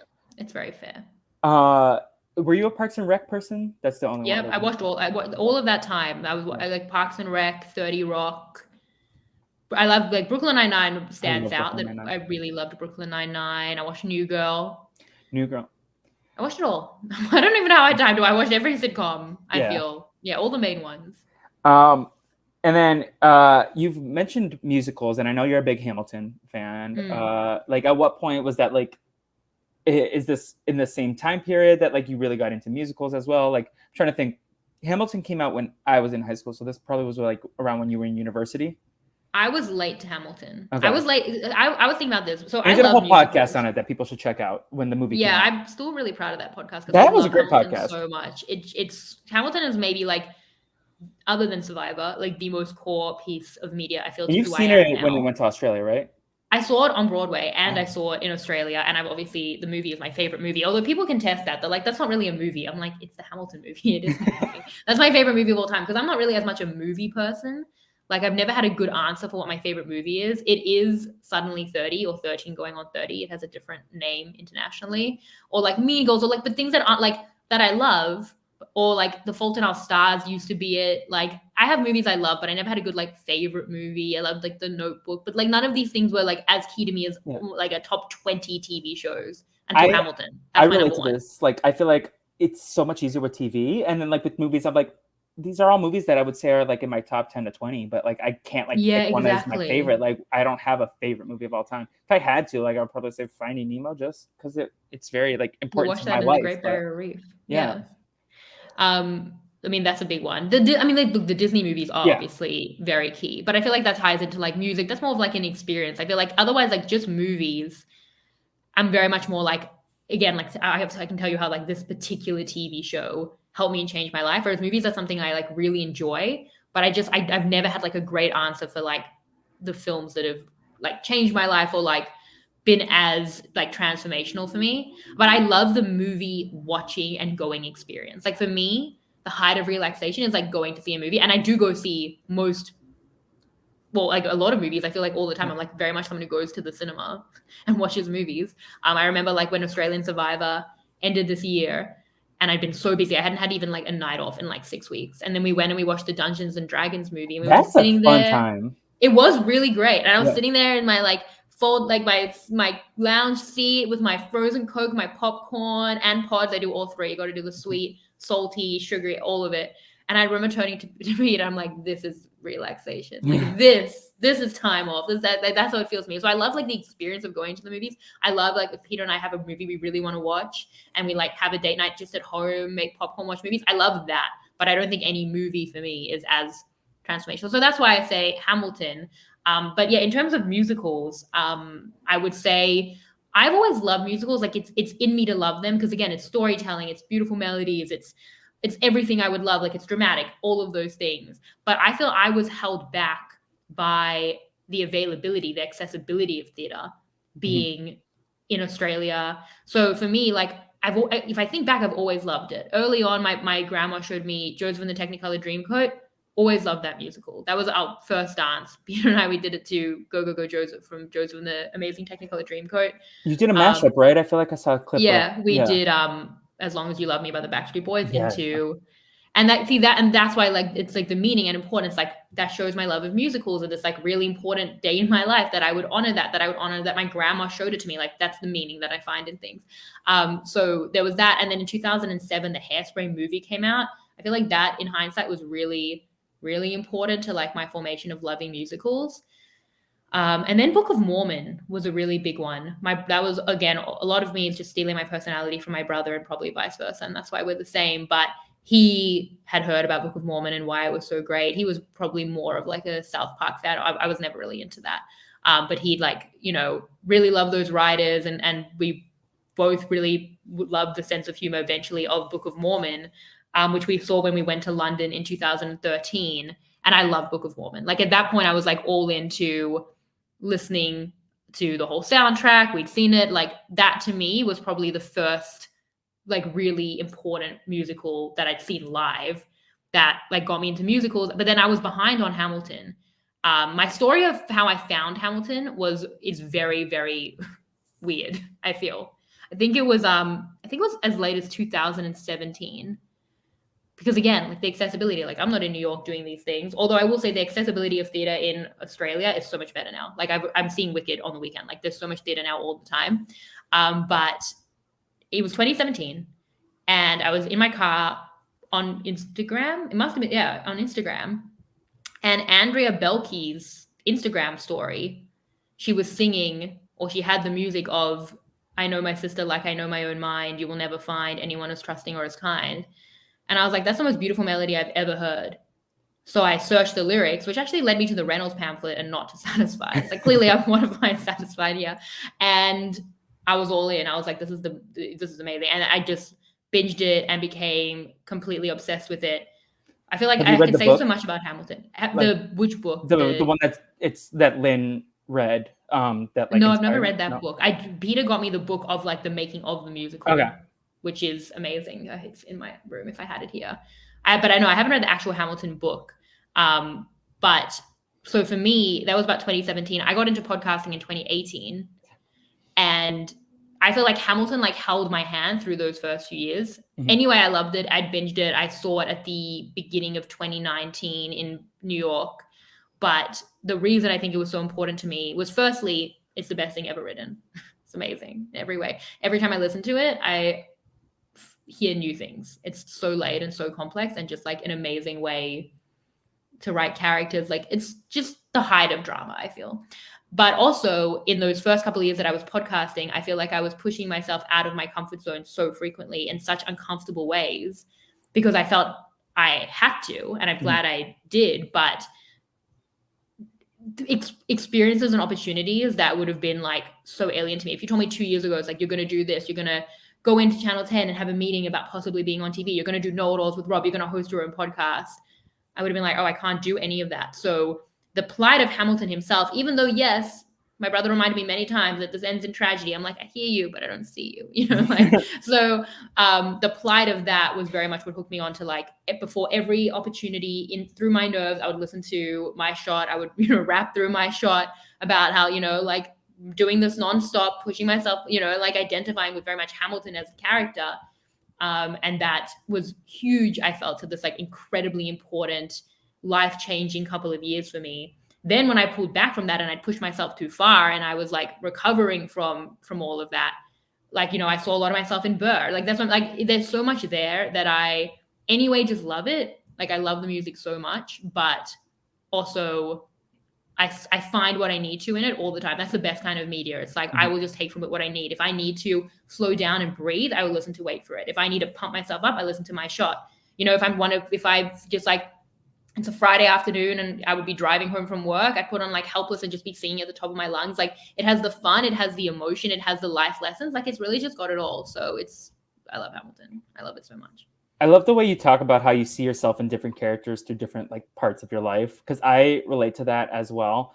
Like without going to spoilers, since you're still watching, like I see like some parts of Kendall Roy in myself, like not the toxic stuff. Hopefully, I love Kendall, by the way. That's great. He is my favorite by far, but so it's because he's a sad boy, and I feel like I'm like at my core a sad boy, like a sensitive guy who just like wants, like who doesn't always believe in himself. And I feel like there's like aspects to him, and I also feel like he has like high anxiety, and it just like they all probably can find relatable moments. But like now that I'm watching Suits, it's like, oh, I like can identify with aspects of Mike Ross, but like I see myself in characters in a way that is strange sometimes. but like I appreciate that we're having this conversation because like you're the first person that I've like talked to since I started to have these conversations with my therapist about like the way I see media because of the what's happened in my life the last couple of months and even like last year. Um, and I'm like, oh no, this is not just a me thing. Okay, there's other people who do this too, and like they see the value of storytelling, and they like see like how it's important to like identify with things. Like that's the whole reason like representation matters and like a lot of storytelling is because like people do see themselves in the media that they watch, and like it's can be like people that are very different from me that like I don't see a ton of similarities in myself with Kendall Roy in terms of like our lives, but like in terms of like the feelings that we have is very relatable. And I appreciate that you like said that you could identify with Hamilton at one point in your life and later on like at other points in your life felt like Burr. And that's how like I sometimes reevaluate like stuff that I've seen previously. Like a lot of times I've heard parents say like people who are parents now but like watch movies when they were kids saying like, oh, I identify with the parents now in a way I never did of these movies. Yeah, or I see parts of both struggles. One of my favorite things about Hamilton is like, for me, my anxiety is very much related to a lack of control. Mm-hmm. And I love the way that Hamilton talks about control in both Hamilton and Burr. So like for Hamilton, he wants to control everything to the point where like he'll ruin his marriage just to like control the narrative. And I get that sense of like wanting to be the person who's like doing the whole group project. Like that's very Hamilton, like that sense of like you need to control. And Burr's like, I'm the one thing in life I can't control. But my favorite thing about that is that he can't even control himself. Like one of my favorite parts of the musical is that he yells wait at himself when Hamilton aims his pistol at the sky because he realizes what's happening and he's already shot. So he can't even control himself in that moment. So I like identify with that so much. Like there are so many things in life I can't control and I try to, like Hamilton. And then for Burr, he just wants to control himself and he cannot. And that's the same thing with me. Like, oh, why did I respond to that tweet? It's like sometimes, it's like, wait, and you've already done it, So I feel like that sense of both of them. And this probably like because we both have OCD, right? So like it's probably like related to that so like much. aspect. While we're on the subject of musicals, and since I mentioned OCD, were you a Gleek at all? I was at the time, but again, because my life just completely perfectly aligns with all media, that was in high school. So like that was the kind of thing would be on a Sunday night. 2009, I was in year 11, and then we would just get on MSN and just talk about Glee. Everyone was obsessed with the first 2 seasons of Glee.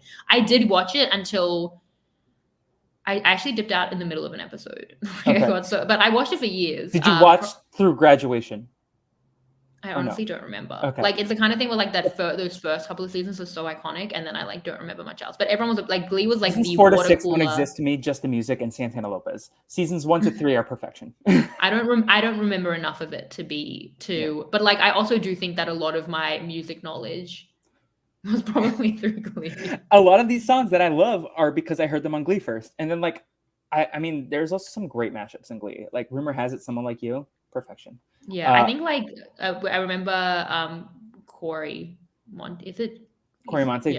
Yeah. He sang Can't Fight This Feeling. Oh, that's a song I love. And like that was like an 80s song that I don't think I otherwise would have known. Like I definitely got a lot of music knowledge from Glee, but it was only those first 2 seasons that really hooked me.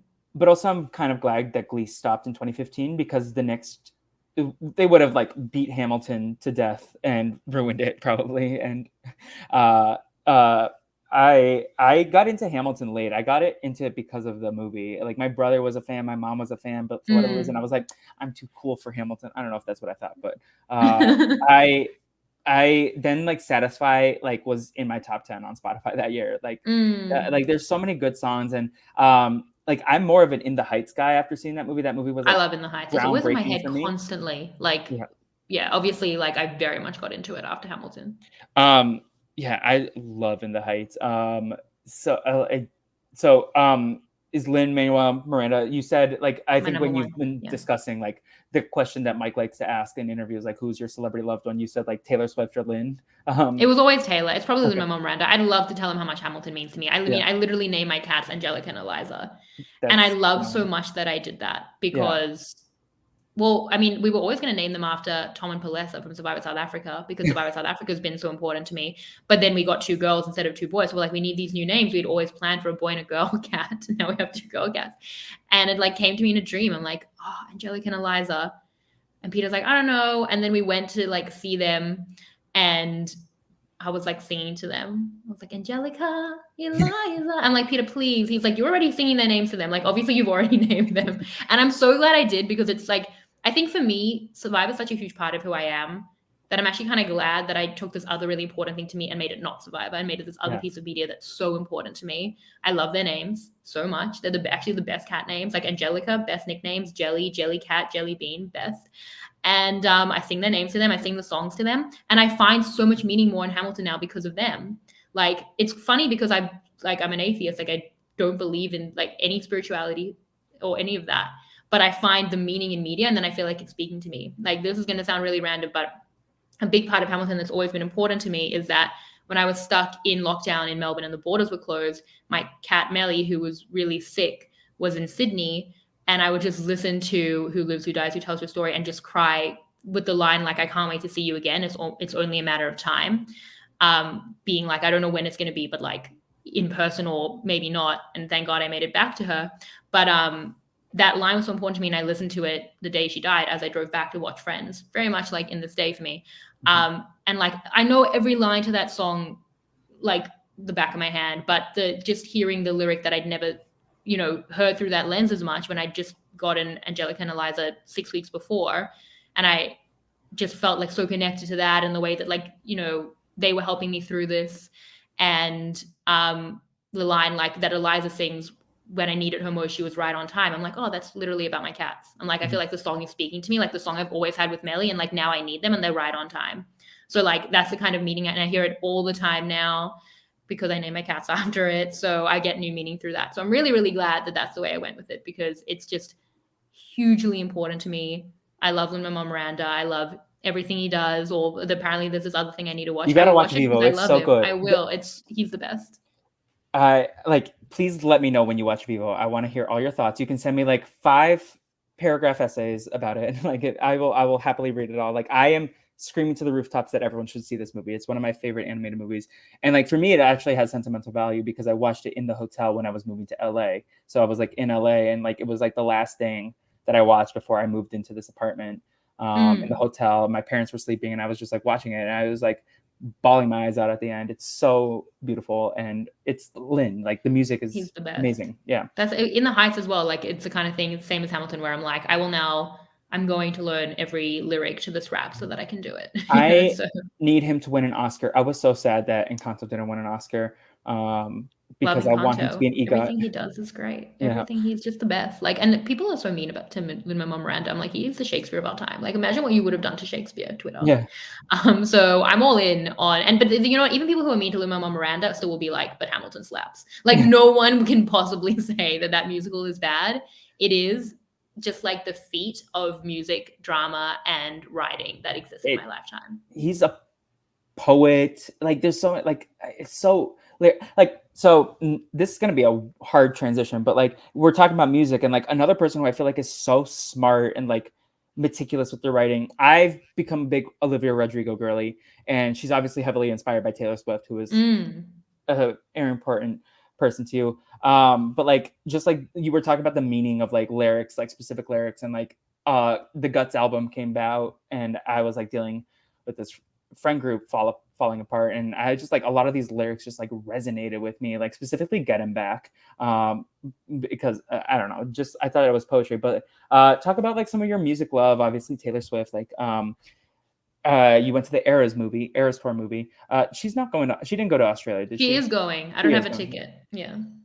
Hope you're able to. But if anyone has any leads on that, hit me up, because I'm going. I don't know how yet, but I have faith. You will be. I believe in you. I feel like you will make it happen.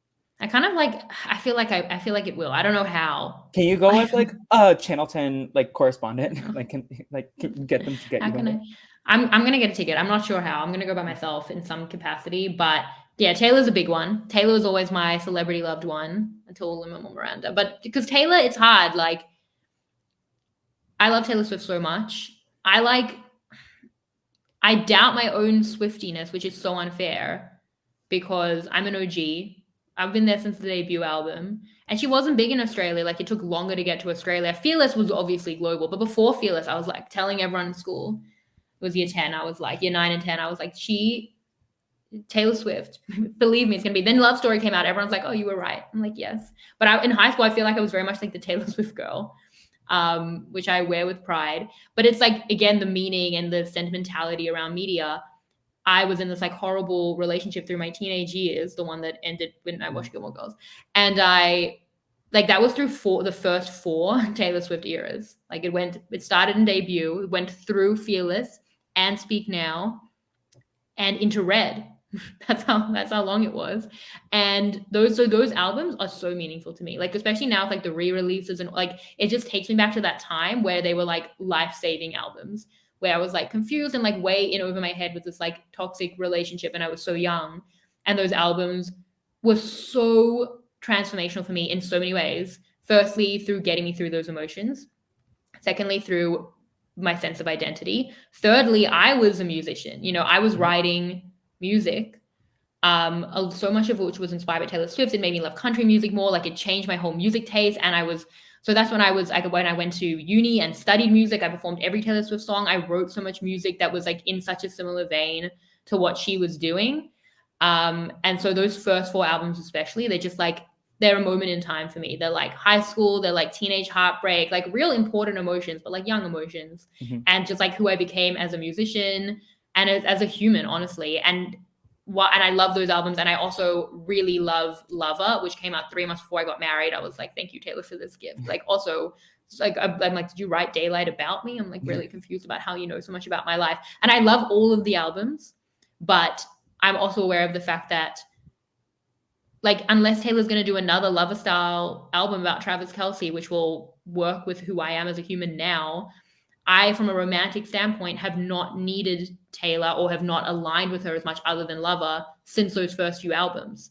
So, because I've just been happy, and I was with Vita, so I was in long distance stuff, but like I've always been happy. Thank you for the Lover album, which is 100% how I feel. Like I'm always going to be in the Lover era, basically. So I don't identify with it as much and I don't need it as much as I used to. So yeah, I'm an OG Swiftie. I feel like my super fandom should speak for itself. Like it's been so important to him as a human, but the next breakup album I'm sure it's going to be incredible, but it's not going to hit the same as Red did when I was literally living through All Too Well. So yeah, that's how I feel about my experience as a Swiftie. Are there other, well, first off, that's beautiful that like Lover came out like right before. I know, we're so and lucky. like you're in your Lover era forever, which is so fun.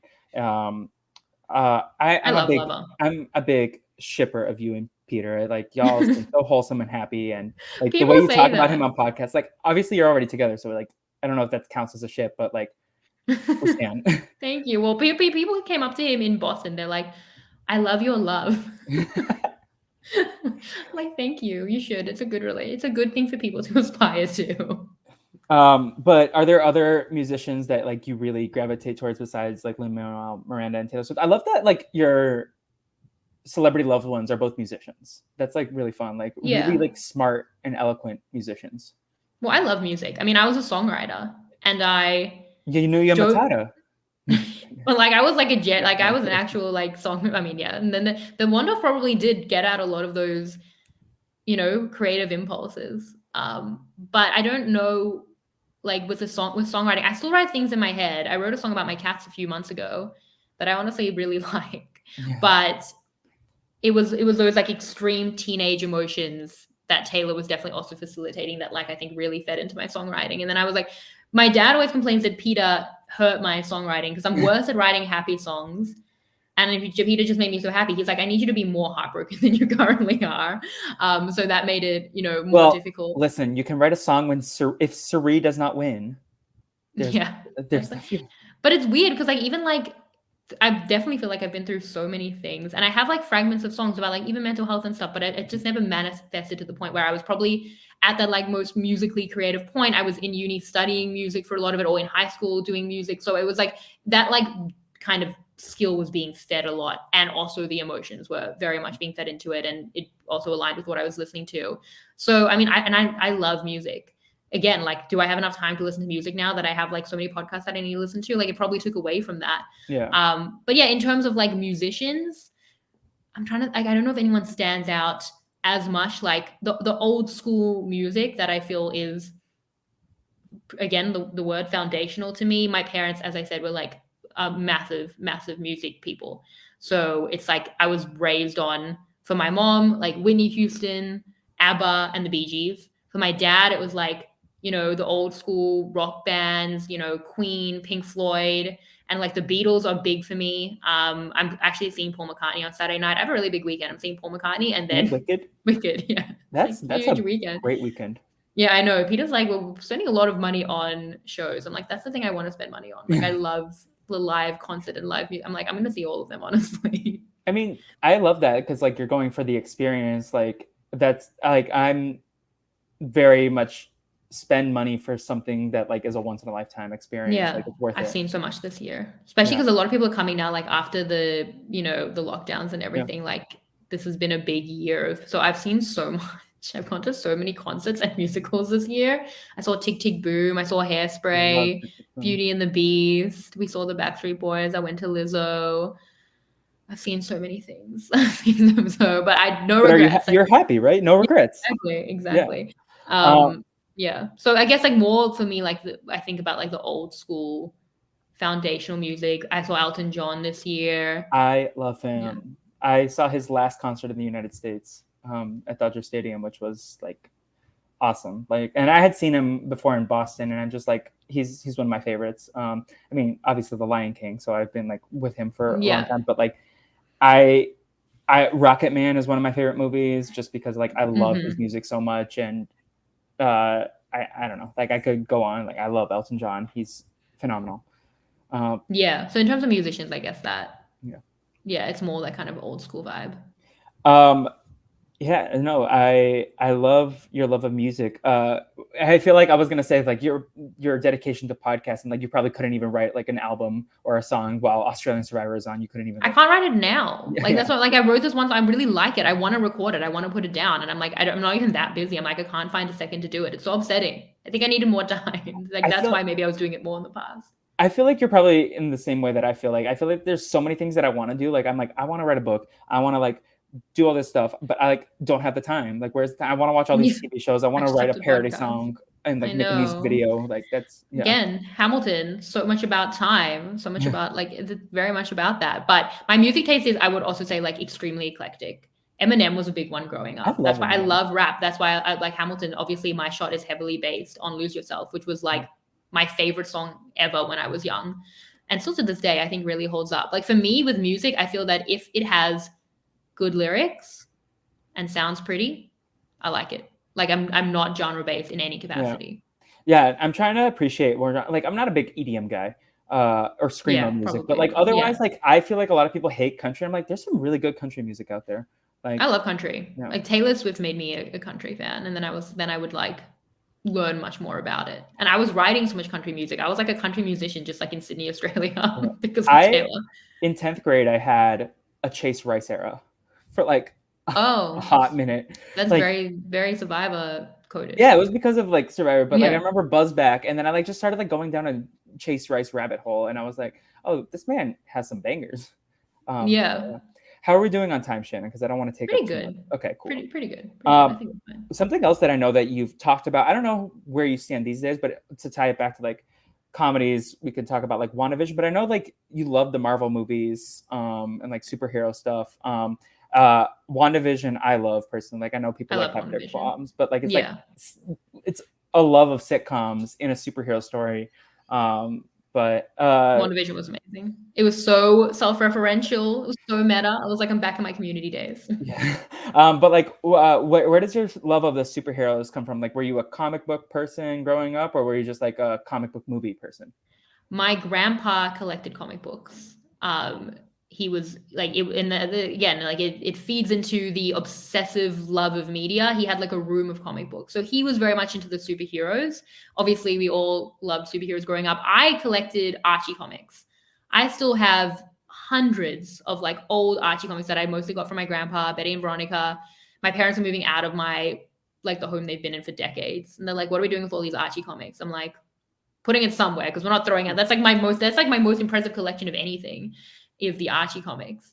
But in terms of like the superheroes now and Marvel, I'll just pretty much see any Marvel thing. Even though I think it's really fallen off, although I love the most recent Guardians of the Galaxy, but it traumatized me.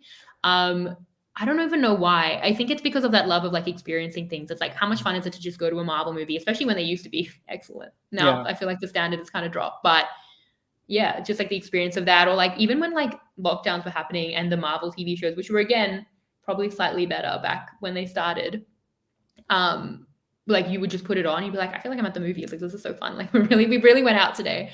So I'm behind on Loki, but we watched every single Marvel thing, which is crazy because I'm like an extraordinary Marvel casual. It's the kind of thing where again I will engage with it. I'll definitely check out what Reddit is saying, what Twitter is saying, reviews of every single thing because I can't not. Yeah. But then I like it doesn't stay in my head. So no, I know I'm like a massive casual, but I just watch every single one. I I'm also behind on Loki, but like I know what you mean, like because I uh get excited like at the prospect of seeing the Marvels in theaters. Like it's like an Mm, event. It's like an event that yeah, you show up to. exactly. Like It's because an even experience. even as like my love of them has like kind of fallen off, like as the quality has gone down. Like I did not like Ant-Man Quantumania, Neither. but I remember the day of I was like, I'm excited for this. Like I don't know, like and then I saw the movie. I was like, I hated this. Might be it's either my least favorite or my second least favorite Marvel movie, and that's so disappointing because I am a weirdo who loves the first Ant-Man. Um, but Yeah.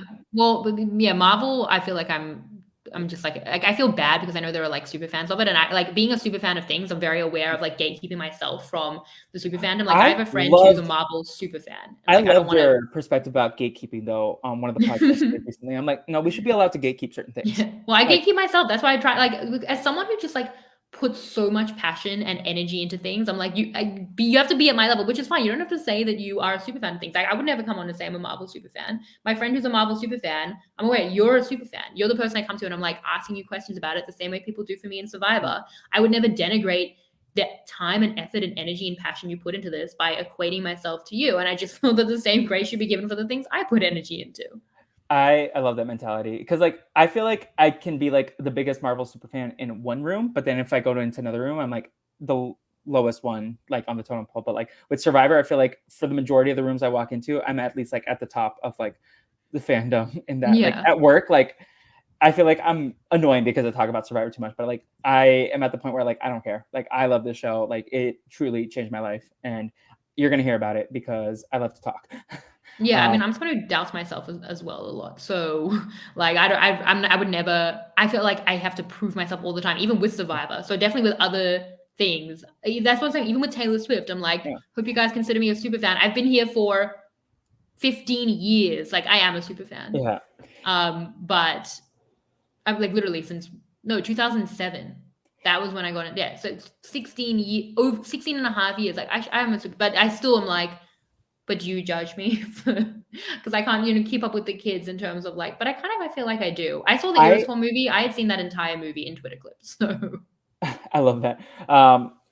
My friend, she has a similar love of Beyonce that you have for Taylor Swift, and she's like, no, she muted her closest friends when they went to Beyonce before her because she didn't want spoilers. And I'm like, relatable energy. no, I was not like when I went to the Iris Tour movie. I was like, I like said to my friend, I'm like, oh, cool, it's good that we're going to have the surprise songs now. I wonder what she's gonna do. My friend was like, how do you know? I'm like, I know what she wears during the surprise songs. Like I know what she's about to do. I know what outfit she's in. Which is, I mean, I've had seen so much of the concert, but yeah, I mean, so in terms of Marvel, I would definitely. I know I'm a Do you casual. have a favorite of the Marvel movies or characters or superheroes in general? I Favorite? don't know if you're a big like DC person either, but Yeah, I mean DC, I feel like is very hit and miss. Like if it yeah. gets good reviews, I'll go. That DC, the Batman, I think it was Batman versus Superman? It was one of the Batman movies that started the rule Peter and I have around we only want to pay combined to see something that is we want to pay less than its Rotten Tomatoes score.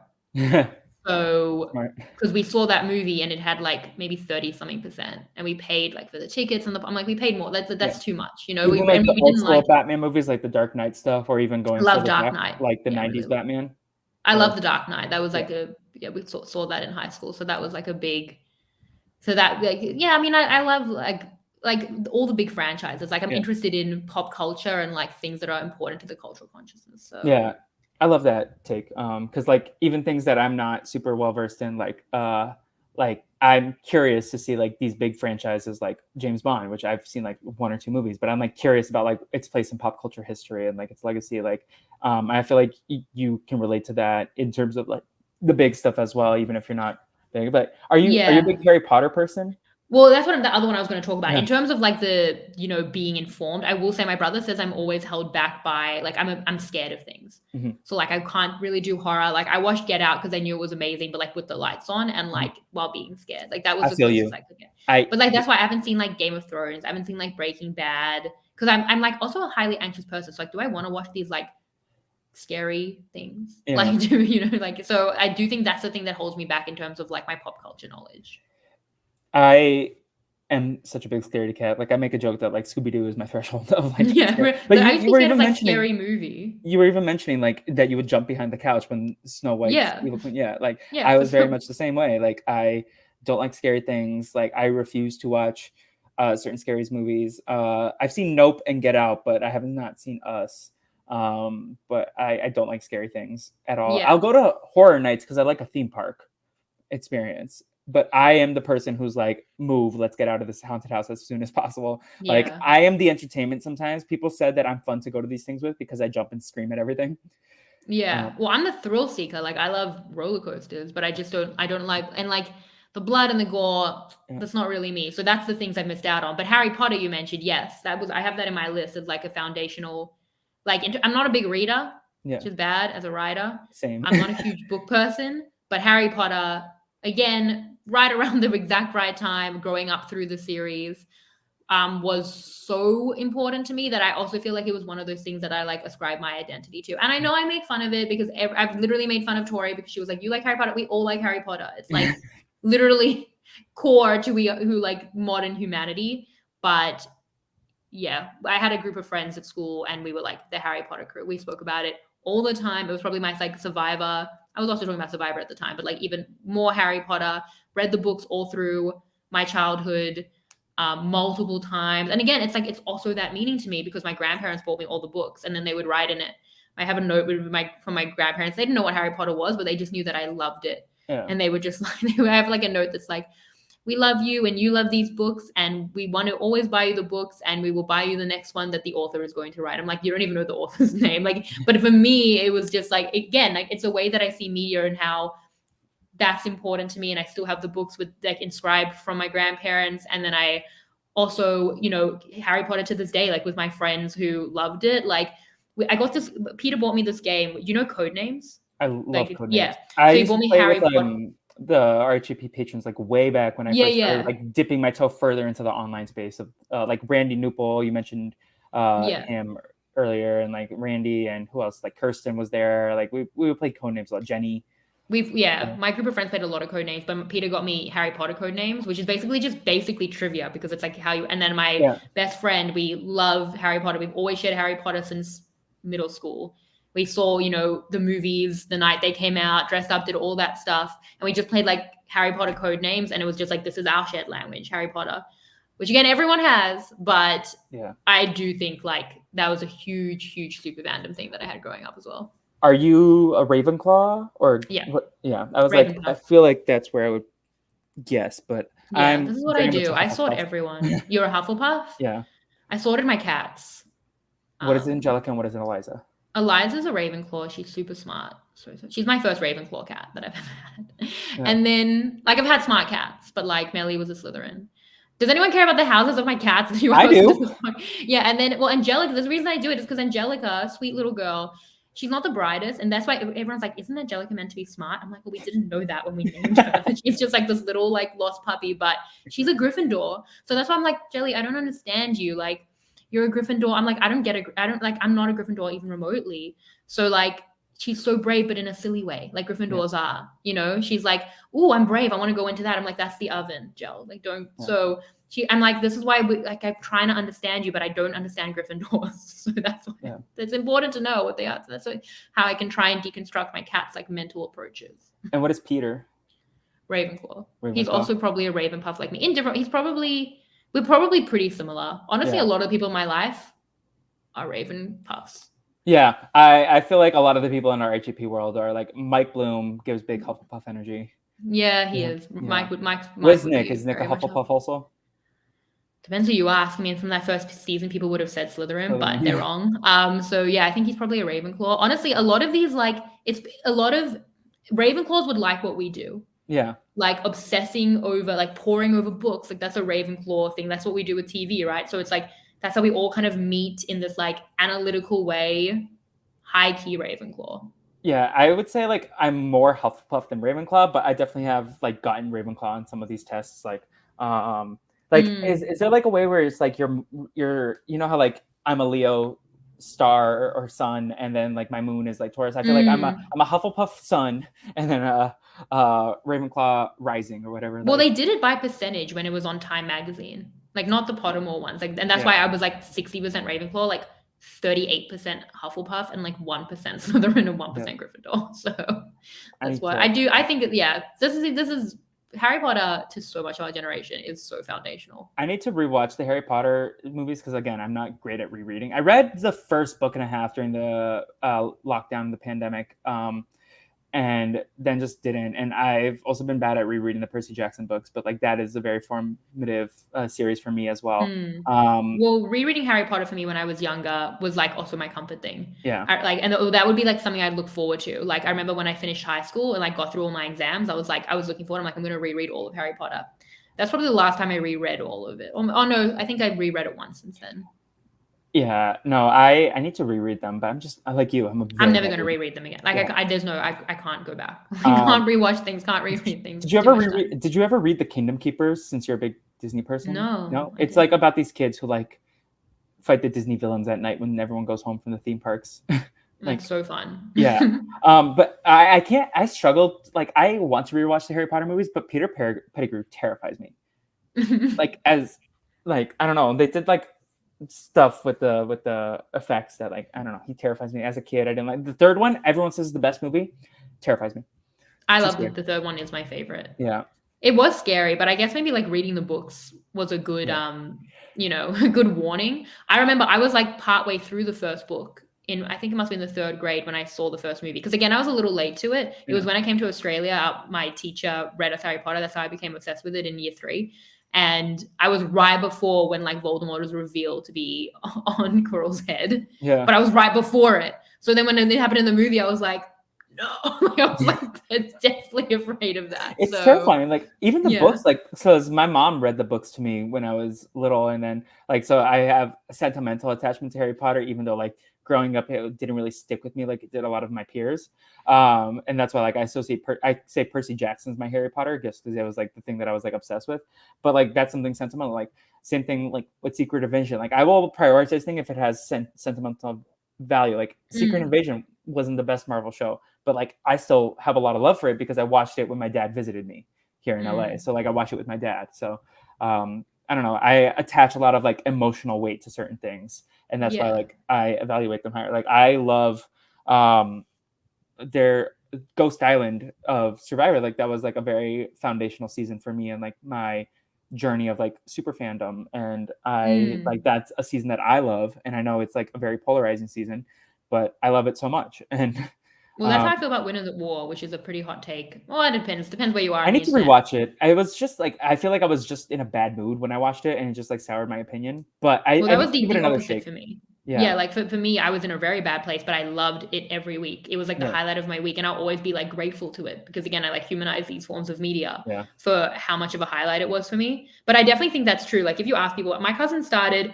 her first season in real time was Game Changers Mine was One because World, and I'm pretty yeah, sure you're gonna say like something similar. yeah, well, Game Changers, obviously, I hate that season, but because she had come on during 2016 Australian Survivor, Mhm. and then through that year binged everything to be ready for Game Changers. Okay. So she definitely is like higher on Game Changers because it was like her first experience in the fandom and like listening to the podcast live and like that experience for her, I think lifts up this like objectively terrible season. So it's just like where she was in the world for that. I think the first 5 episodes of Game Changers are phenomenal Survivor, and then it goes downhill.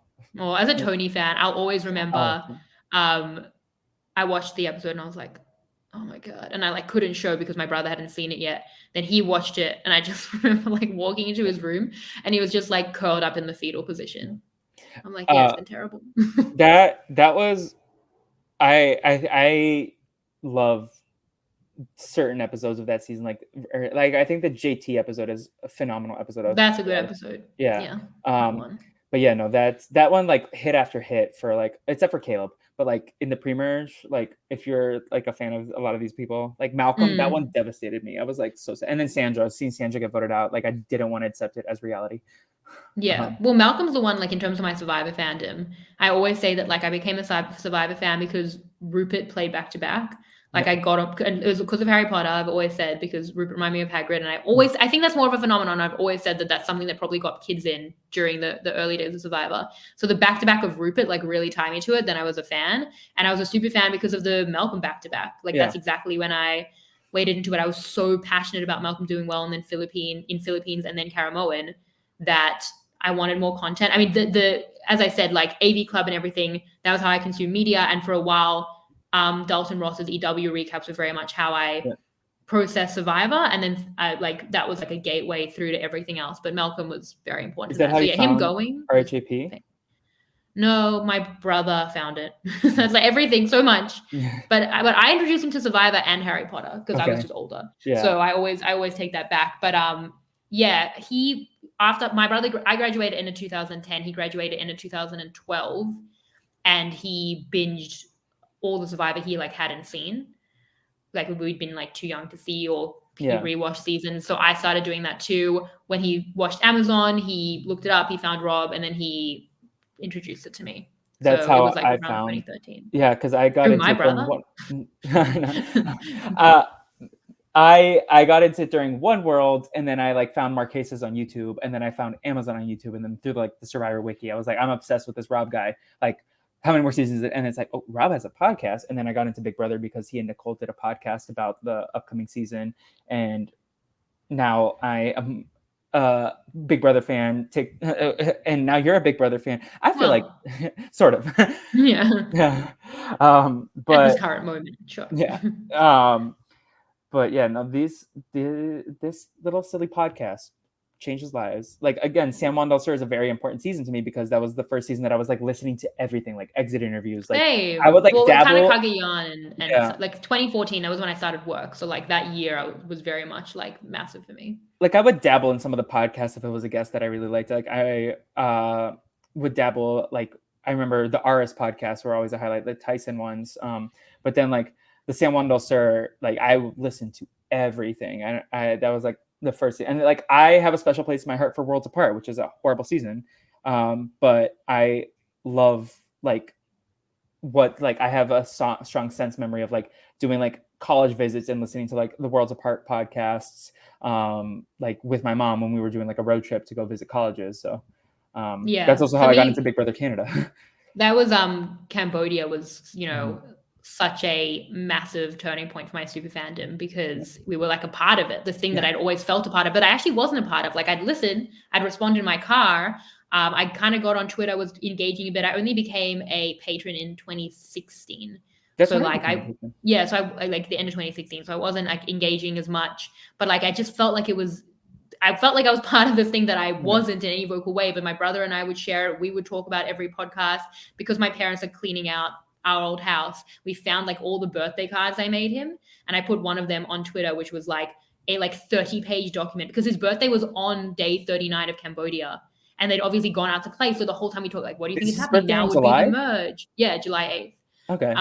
And so I like we knew exactly when they were starting, so we like were very aware of it. So I'd like conceptualized the final tribal council for Steven to win. He had this like alliance with Kelly and Wu because they had which final tribal losers.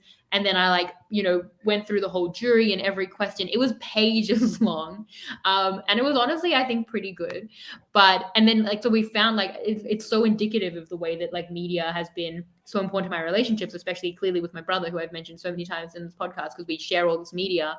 But like all the cards, or like one of them was I'd like cut our faces out onto different duos. So I think I had like Steven and JT, like Troy and Abed, like Turk and JD, and I just like had all our like, so it's Right. like if I could just like see, like just seeing that, it's like it's very clear. I like in the cards I'd like written, I'd rewritten the lyrics to all of the Book of Mormon Yeah. songs. Like it's so like clear like how foundational all of these things were. But Survivor, obviously, like I was a fan for ages. It's not like I found it and then became a super fan. Like I was a fan my whole time, like my whole life, pretty much since the age of 10.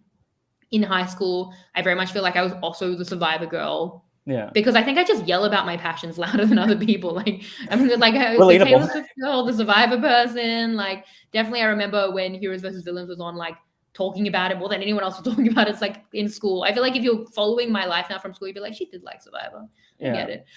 So yeah, I mean, I always loved these things and felt attached to it. So finding the fact that then like we're in an era where communities are built from it.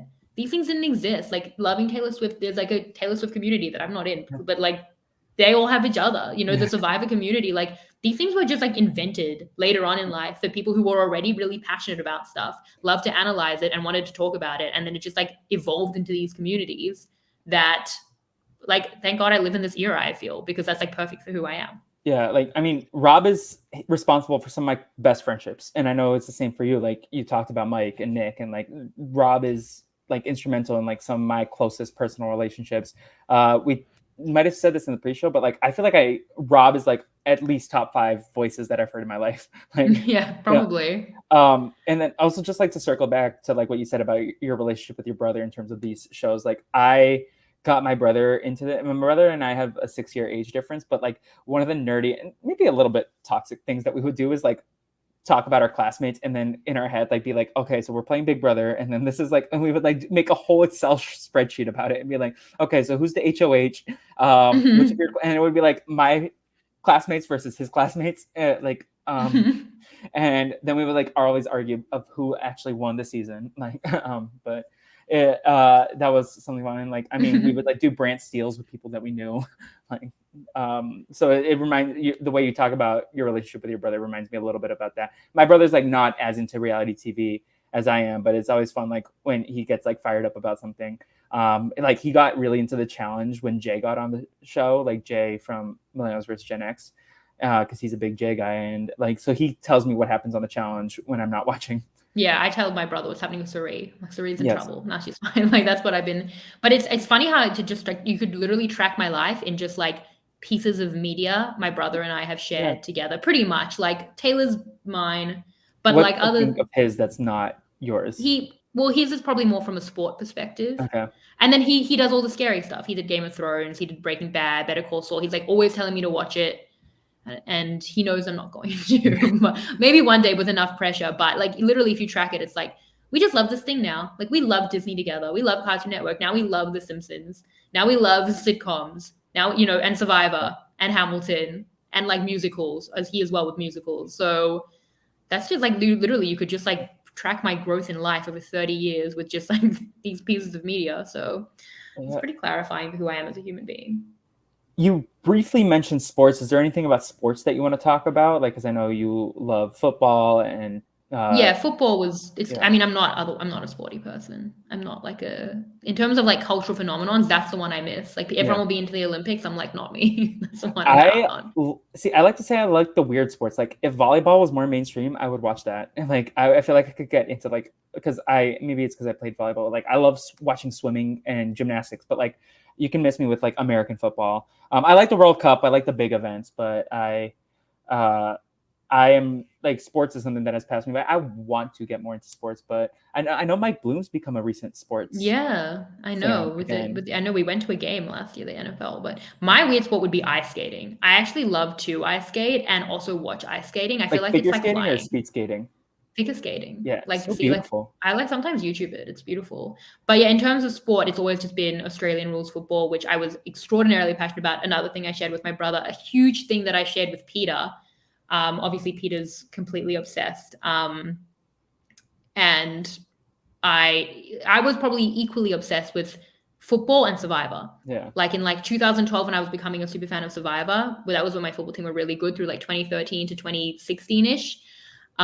it was like an equal passion. But then I became a Survivor commentator and podcaster. So Survivor just like ate up the space in my life where also my team got a lot worse, but also I couldn't watch. I used to watch like every single game, and that was another thing that also, in terms of relationships, like was important to me because I shared it with my brother and my dad.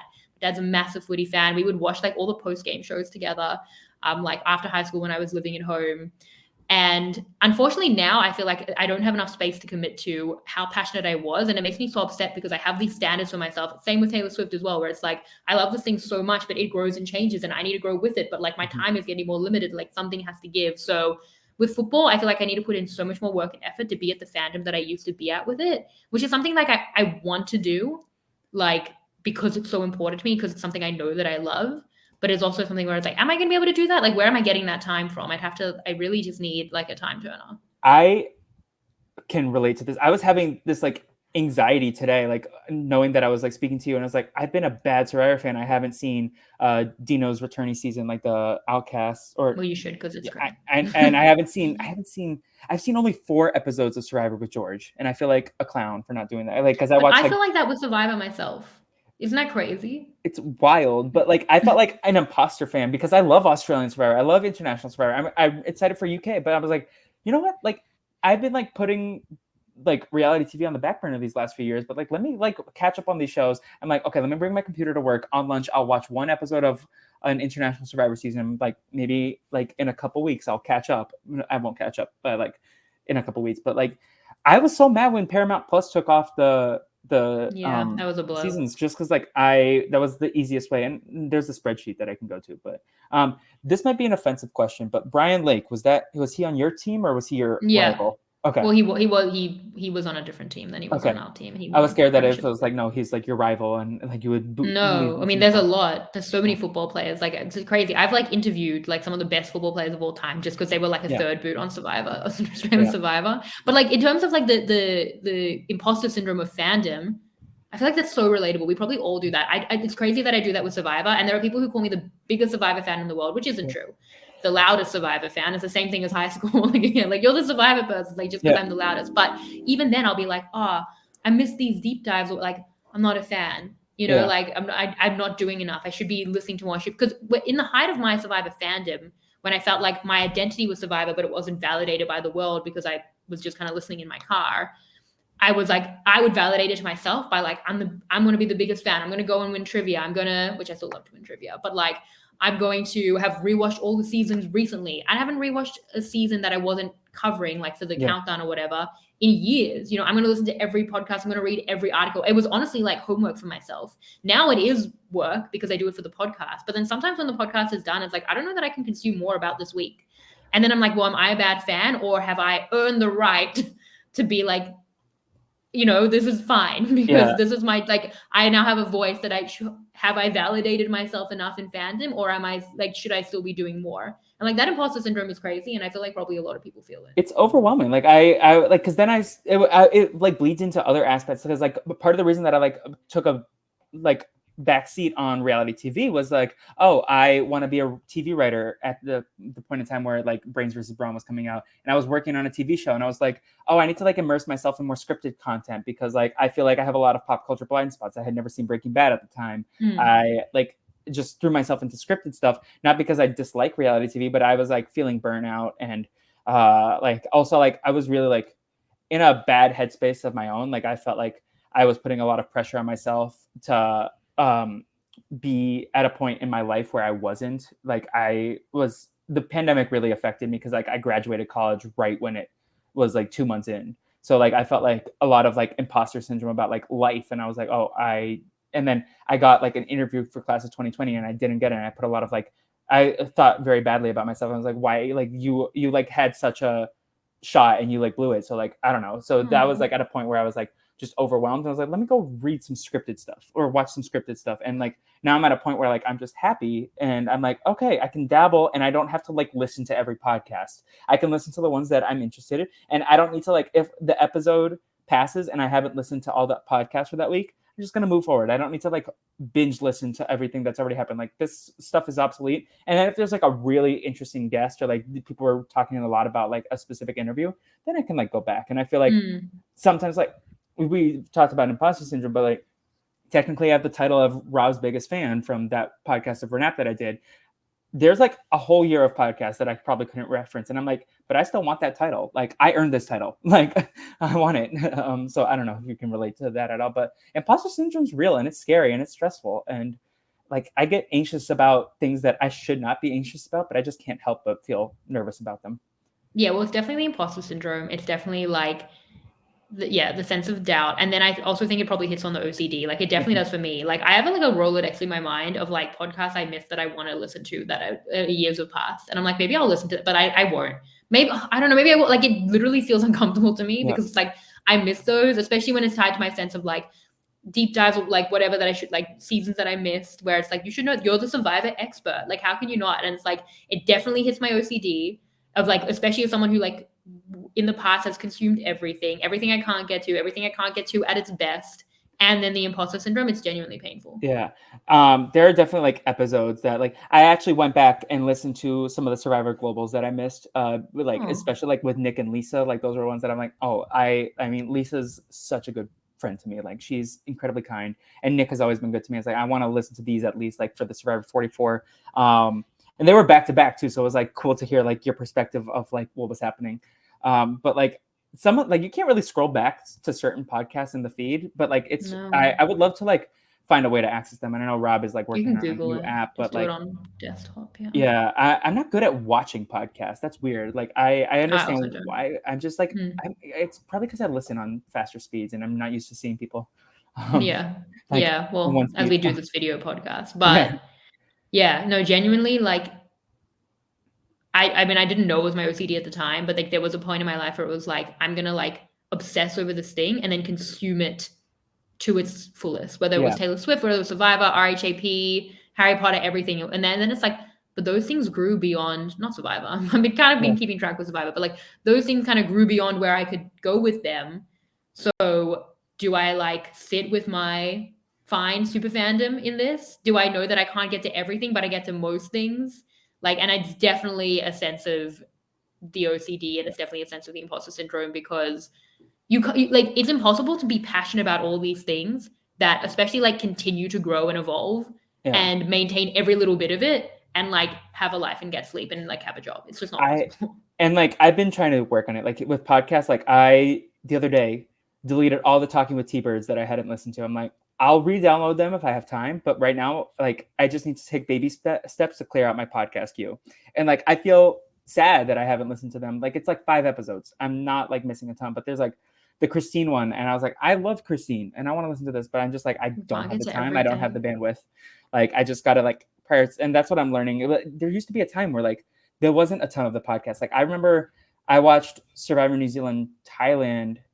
And then I binge listened to all your podcasts on the plane to Brazil one time, like not all at once, but like it was like one plane ride. I listened to a ton of them, and then because I don't sleep well on planes, and I was like, I don't think that's an option these days to like go back and listen to a whole season of podcasts, like just because there's so much out there. Like, no, I don't know that there's more content all the time. There's like evolving content on like what we already love. I don't know that as a podcaster I should be saying like it's fine, skip things. Like not my podcast. Listen to every single one. But it's so hard. It's so impossible. It's been weird that like I think my brother listened to every single thing I'd ever done, but then he's not watching Big Brother, so he's missed that. And he's not watching The Traitors.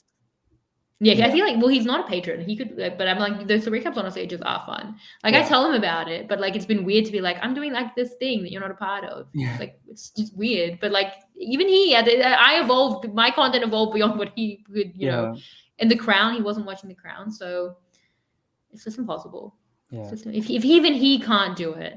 My mom's the opposite. My mom will be like, she's not a podcast listener. If you're not a podcast listener, you'll never find space for it. If you're a podcast listener, and I honestly go between both, depending on where I'm at in my life, but it's kind of like, if you're like, there are days where you'll be like, I can listen to 5 podcasts today. Like I found space wherever I needed to. And there are days where it's like, this took me a week.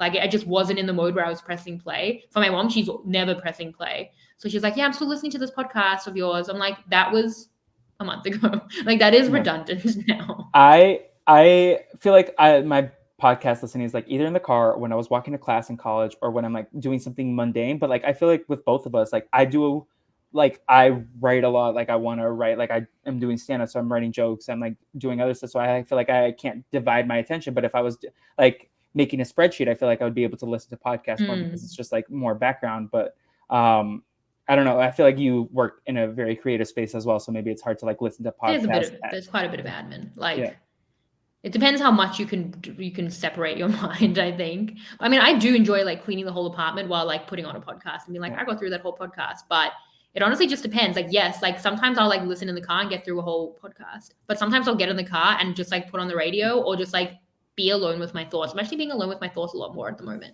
I'm It's not trying good to for do my that as content well. consumption, Yeah. but I'm doing it a bit more. Do you listen to other podcasts besides RHAP, or is it mostly just RHAP? I really don't actually. I can't Okay. even imagine expanding out from that. Like, there's already too much for RHAP, and it is hard because it feels like my podcast consumption is very much connected to my Survivor consumption. Mhm. So it's like if I'm just like drained on Survivor, then I'm not listening to podcasts. Probably if I found something else that was more like less work for me or less tied to this like very serious thing in my life, I could be more of like a podcast listener, but I'm not. I'm like an Yeah. RHAP listener that is genuinely like where I'm at. Unless there's something I like really need to like specifically listen to. If someone sends me like a certain episode that might be helpful, but even then, like I'll probably like skip through it. You know, like I'm Yeah. like 3 times seeing it, like getting the information. No, I can understand because like I'm someone who doesn't like adding more to my plate, but then it's like, oh, there's this podcast, and like I've really gotten into like Nicole Byer's podcast, and I'm like, well, I that's the only other one that I really prioritize. Like if it drops in my feed, I'm like, okay, this can go to the top of the list. Oh, and the Glee rewatch podcast. Like I wasn't a big Office Ladies person, but I'm like, oh, I love Glee. But like it's also like a lot of the podcasters have like offshoot podcasts, and I feel like overwhelmed. Like if I enjoy listening to their content, like a lot of these people that are my friends also like Yeah, I Esther completely Sterling has agree. her podcast with Sarah Ferguson. I was like, Mhm. I don't watch a lot of this stuff, and I feel like a bad friend for not listening to the podcast. So I like have it downloaded, but I'm like, I don't listen. Like, and then it overwhelms me that I'm Yeah. like, I have to support my friends too. Yeah, Um, well, I have Survivor friends who'll do interviews. I'm like, hey, I got to like prioritize these interviews yeah, because I want to support my friends. I'm actually getting really stressed out about how much content there is that I will never consume in my lifetime. this, it's is, so this is overwhelming. how we should be feeling at the end of this podcast. Is there anything we haven't really hit on that like affects you? I'm sure like as soon as we hang up, you'll be like, oh well, we have this thing that we didn't talk about, but um, This is what I wrote down. Like I think we got to everything that okay, I mean, I've literally been thinking through my life in like yearly stages with like yeah. the media I loved. I don't know that there's anything else that's like that much more important. Is there like Yeah. something specific that like is yours and Peter's both like that you share? Because like I liked asking this question to Rob about like what he likes to watch with Nicole, and and then I asked him like how being a dad affects what he watches. But like in terms of like what you watch with Peter and Angelica and Eliza, like is there anything that you all Aw. share? Yeah. Well, Jelly's really getting into Survivor. She's a challenge girly. Like she's like can like really watching, which is really cute. For Peter, a lot of it was football and Survivor, which is funny because he has, I feel, a lot less time for Survivor now, and I have a lot less time for football. He didn't finish 44, but that was like the first time ever. Otherwise, like he will watch, but it's just he can't like be as involved in it. Otherwise, with Peter, I feel like it's all like moments in time. Like we watch everything together, and then like Go we to the watch so much movies, stuff right? together. Yeah, Yeah. but like in TV shows as well. Like we watch all those sitcoms, watching Succession, like we're watching The Devil's Plan now. The Genius was a big one. I quoted The Genius in my wedding speech because I felt like that was such a moment in time where we like spent like a whole summer watching every season of The Genius and we shared that. So in terms of like long term, maybe this will be the one that I hang up and I'm like, ah. But I mean, we have like he's less into dramas. We have pretty similar tastes, so it's more like like we watched Severance last year and we like love that. So it's like we watch these things together, but it's more in these like in like a seasonal way. Like we watch Abbott Elementary together, we watch Brooklyn together, like all of these things. But I don't like I feel like the overarching things have always been the things that we're passionate about, which for him is and for both of us was always football, and for me is Survivor. And Yeah. thank God he's a Survivor fan because can you imagine like if he wasn't? Was he a Survivor fan before you started dating, or did you convert He him? had watched it like as a kid, and so he could same with like watching with his family. Then his ex girlfriend was actually a big Survivor fan, so he would watched with her. And then when they broke up, he was like, didn't want to touch it because she was a Survivor fan. Then I'm like, now you're gonna date someone who will later be called the biggest Survivor fan in the world. So then he got back into it. It had only been like probably 2 or 3 seasons. And then when we started dating, and he loves Survivor. It's the kind of Yeah. thing that he like because of all our similar interests that he would really like. So he went back and watched a lot. Like he hadn't seen think like Token Teens. That's like his favorite Oh, that's season. beautiful. He watches, Global as well. He's like friends with the people as well, right? Like the Yeah, similar yeah, friends that yeah. I have. So he feels, I think, pretty connected to it. But But he's not as big a he fan would as have to Sari be. because he's not watching Big Brother with you. He's just hearing about it. Well, he loves Suri. I remember like when we watched The Traders Yeah, this year, and we like stayed up too late to watch, like to finish the finale. And then yeah, and he had to get up early for work, and he like woke up the next morning. He's like, I'm so tired, but like Suri's win is gonna like power me through the day. I'm like, this is why I love you, because you love Suri. So again, like he's not watching Big Brother. He would never have the time. He barely has time to watch yeah, Survivor, but he very much also because he's friends with Zach, like he very much like we yeah. talk. I put up a video of him like naming the players. Like we talk about it most days. I'm like catching up on like how Corey and Suri specifically are doing. So he's basically watched it by proxy, I Yeah. feel. He can also just watch a clip show later. The like Big Brother fans, they like will pull He through got with it. all the clips. Yeah. Yeah, I think he's aware of what's going on. Is there anything else you want to mention? But is Like, there? I don't I feel know. like What is no. we've been going for like 2 hours and 15 minutes. I feel like we could probably like still talk more, but I don't want to take Yeah. like too much I of feel your like time. we hit the highlights. Thank you Yeah. for indulging me just talking about Well, like I I feel like this it seeps out of me. Like I think I don't know that any of the stuff would surprise people because yeah. I'm like quoting The Simpsons on like you people probably know, I talk about Harry Potter, Taylor Swift, Hamilton, like I quote these things all the time.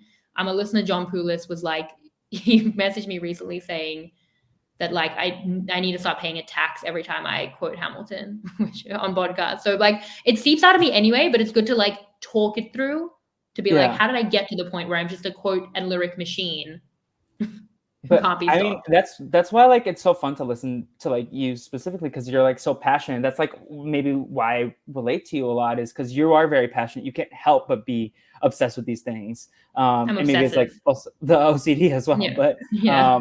But like I can relate to that. Like I was that kid who was like talking about Winnie the Pooh, and then like years went by, and I was like talking about Disney Channel and Nickelodeon cartoons and Cartoon Network, and then like my next phase was Glee, and like then Survivor and Big Brother, and so like I can also see the parallels in my life where like I have my obsessions, I go all in, and then eventually I'm morphs, and like Survivor will probably always be like the constant that like will never like change, but like my relationship with the show might change. Like 43 and 44, I kind of just watched as a casual, but then I popped my head back up when Brandon got cast, and I was like the recaps again, like the suits, and just like throwing myself back into RHAP because I don't know, maybe it's because like a lot of us are anxious people, but I feel like the RHAP like community as a whole, I feel like a lot more people have empathy than the people I've met in the real world. Like I feel like these, for the most part, like at least the people that I've interacted with, like the majority of them are like much kinder and care more about how other people are feeling and like what they're going through than like I don't know, maybe I feel like there's something there that I can't articulate. I need to give more thought to, but generally some of the most incredible and nicest and kindest humans that I've ever met, even people that I'm not super close with, like I just feel like they're really kind and genuine people who care about others.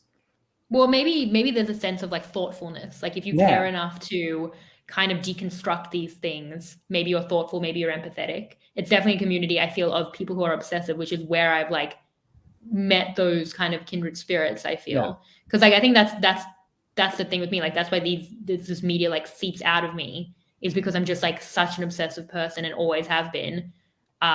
In a way that I've always said, like everyone's biggest strength is also their biggest weakness. And I feel like Mhm. my passion and obsession like is the best part of me. Like that's like what I can offer the world.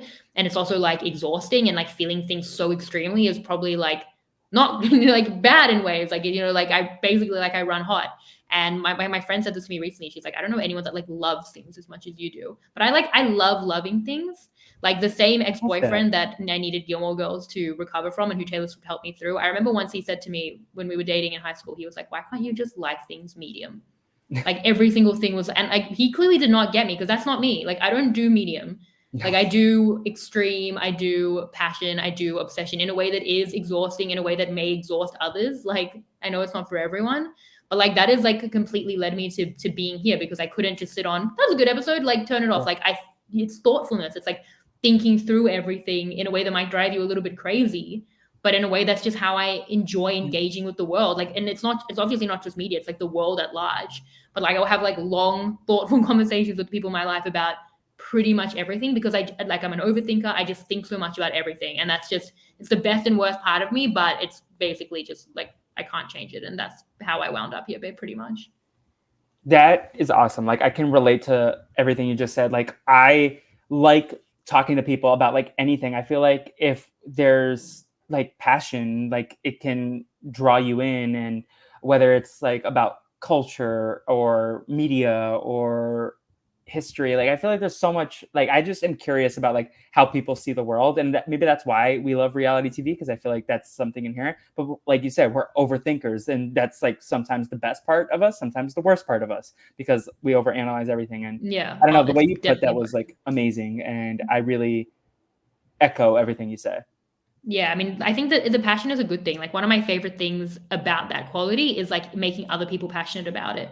Like Yeah. my mother-in-law loves musicals. We share that a lot. We watched Hamilton together when it came out, the movie, and we also then saw it live in Sydney. But I feel like I was like, I love this thing. It's so good. And that made her like connect to it more. And it was like, it helped her be passionate about it. Survivor as well. Like hearing people say, listening to the podcast got me into other franchises or like made me more of a super fan. Like sharing that passion and making people passionate back is like my favorite thing about that quality, where it's like, this is actually like a good value where like if you can see why it means so much to me, like maybe you'll start learning about it where in a way where it can mean something to you, and then maybe you'll have something that you absolutely love. Like that's such a great thing. So maybe I'm on the side of like good passion, but then when I'm overthinking things to a million, I'll Mhm. be like, this is not a good quality to have. So Oh, it's when I'm trying to best and fall asleep worst. in bed listening to Friends or Survivor or whatever I have in the background, and I can't fall asleep, and I'm like over analyzing like a conversation I had. I was like, "Are they mad at me? I don't know." Like that's Yeah, like the yeah. When I'm like overthinking. texting myself at 3 a.m, thoughts I have about Survivor so that I don't forget them. Like that's the problem. But like I don't Yeah. know. It's best and worst qualities. I will strongly always believe that. But I Well, feel like a lot of people listening or in the community would understand it because you don't get to a point where you're part of like a reality TV community of people all over the world and that's how you've made your friends without having a little bit of that like niche obsessive overthinking quality. It's just yeah. it must be at least a little part about who we all are. I can't agree more. I love this community, and again, like Rob truly changed my life. I know he changed yours. Like this silly, goofy man who went on a reality show at age 23 changed so many lives, and I just feel blessed that I was channel surfing that one day, stumbled onto episode 2 of Survivor One World, and was like, "What the hell is this? Who is this cat lady? Why is she yelling at this Nina woman?" Like, and changed my life, and I'm just so grateful. And like, I'm so grateful for you for your time and like doing this podcast. Like, I know you got anxious about like talking to Sandra like on your podcast, but I was like kind of feeling, I was like, oh my god, I'm talking to Shannon, like she's No, iconic. not I to remember where I Shannon. was when I listened to your Taryn show interview.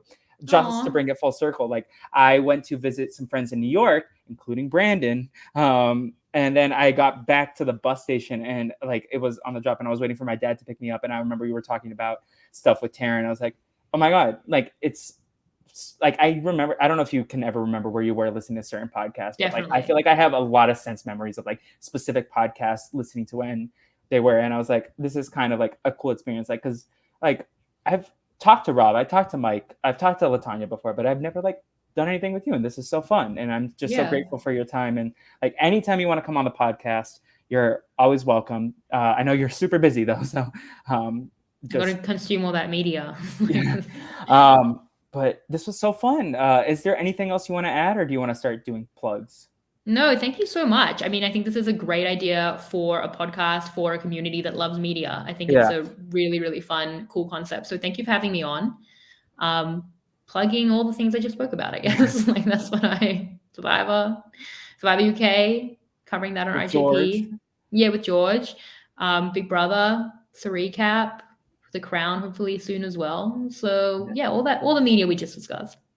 I am excited for you. And then people can keep up with you at Shannon At Guss. Shannon No, Shannon Gates. Gates. I Yeah. forgot. Don't Yeah. want to change the handle. There are other Shannon Gusses in the world, but there's no other Shannon Gates. So I'm just Yeah. staying with the handle forever. Not that you ever want to go on Survivor, but if you ever do and you get merch, Gateskeeper. I know you made that joke, but like, yeah. Do you think? Well, I mean, do I need to go on Survivor to have merch? Like No, get merch. All the Survivor Get players merch. have merch. It's crazy. But I mean, I have Chizzy merch. I think that's as far as I'm gonna Yeah. go with it. Who are the top 3 characters that would get Chizzy points of your life? Like What 3, do you 2, 1. mean? Like I don't know. Like Characters? Ross gets 3 points. Abed gets God. 2. I don't know. Yeah. I Taylor don't Swift gets know. 1. Eliza from Hamilton would be Yeah. up there. Like Ross, probably. Let me think. What do I have here? Am I Hermione? Abed would have to. There's a lot. Probably that was too many Chizzy points, Yeah. but it's We up don't break the there. Chizzy points on this podcast. Only when Nick's around. Yeah. Yeah. Quickly for my plugs, the Brazilian Dragon on Instagram and TikTok. That's where I'm promoting all my podcasts, and then also any stand-up shows that I'm doing in LA. I'm going to be taking a quick break from the podcast. This will come out on Thursday, the 25th. I don't know how to do math. 26th. That's when I'm going to drop that. But then I'm going to take a break because I'm going to a wedding, and then RHAP is coming to LA.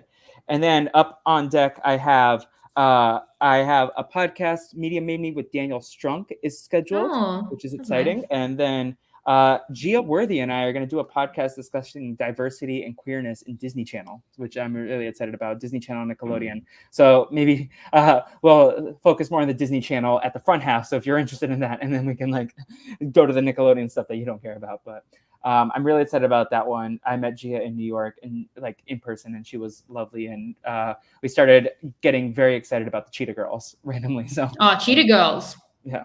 Love that. Raven fan, obviously. Which is fan your of the favorite of Cheetah the Cheetah Girls movies? Probably the first one. That's the one I remember the most. Yeah. There's a Cheetah Girls movie called One World, which is tying it full circle. How many Cheetah Girls movies are there? 3. But the third one doesn't have Raven. Yeah, I definitely watched all of them because I definitely remember when Raven wasn't First there. one is just like general Cheetah Girls. Second one is Cheetah Girls in Barcelona, and then Yeah. third one is Cheetah Girls in India. Iconic. But some bangers in all of them. But anyways, Yeah. Shannon, not to go like way old school RHAP, but is there a hashtag you want people to like use if they listen to this podcast? What's the hashtag? I don't even know. Yeah, we used to. I miss the hashtags. What do you have something? What are we thinking? Something about how Angelica likes challenges. I don't know, like something about gel. Challenge girly, girly jelly. No. There's Griffin gel. Griffin gel. She's the Gryffindor. I'm gonna start calling her that. Griffin gel. My baby. And yes, when you come to LA, please let me know. I will get you on that Warner Brothers tour, so you can't wait. Go to see all the Friends stuff and all the Gilmore Girls stuff. Yes, all my comfort shows. Yes. Maybe if I'm having a bad day, that'll be great. Perfect. Well, thank you again so much for joining me on the podcast. Until next time, everyone. Obrigado for listening. Goodbye.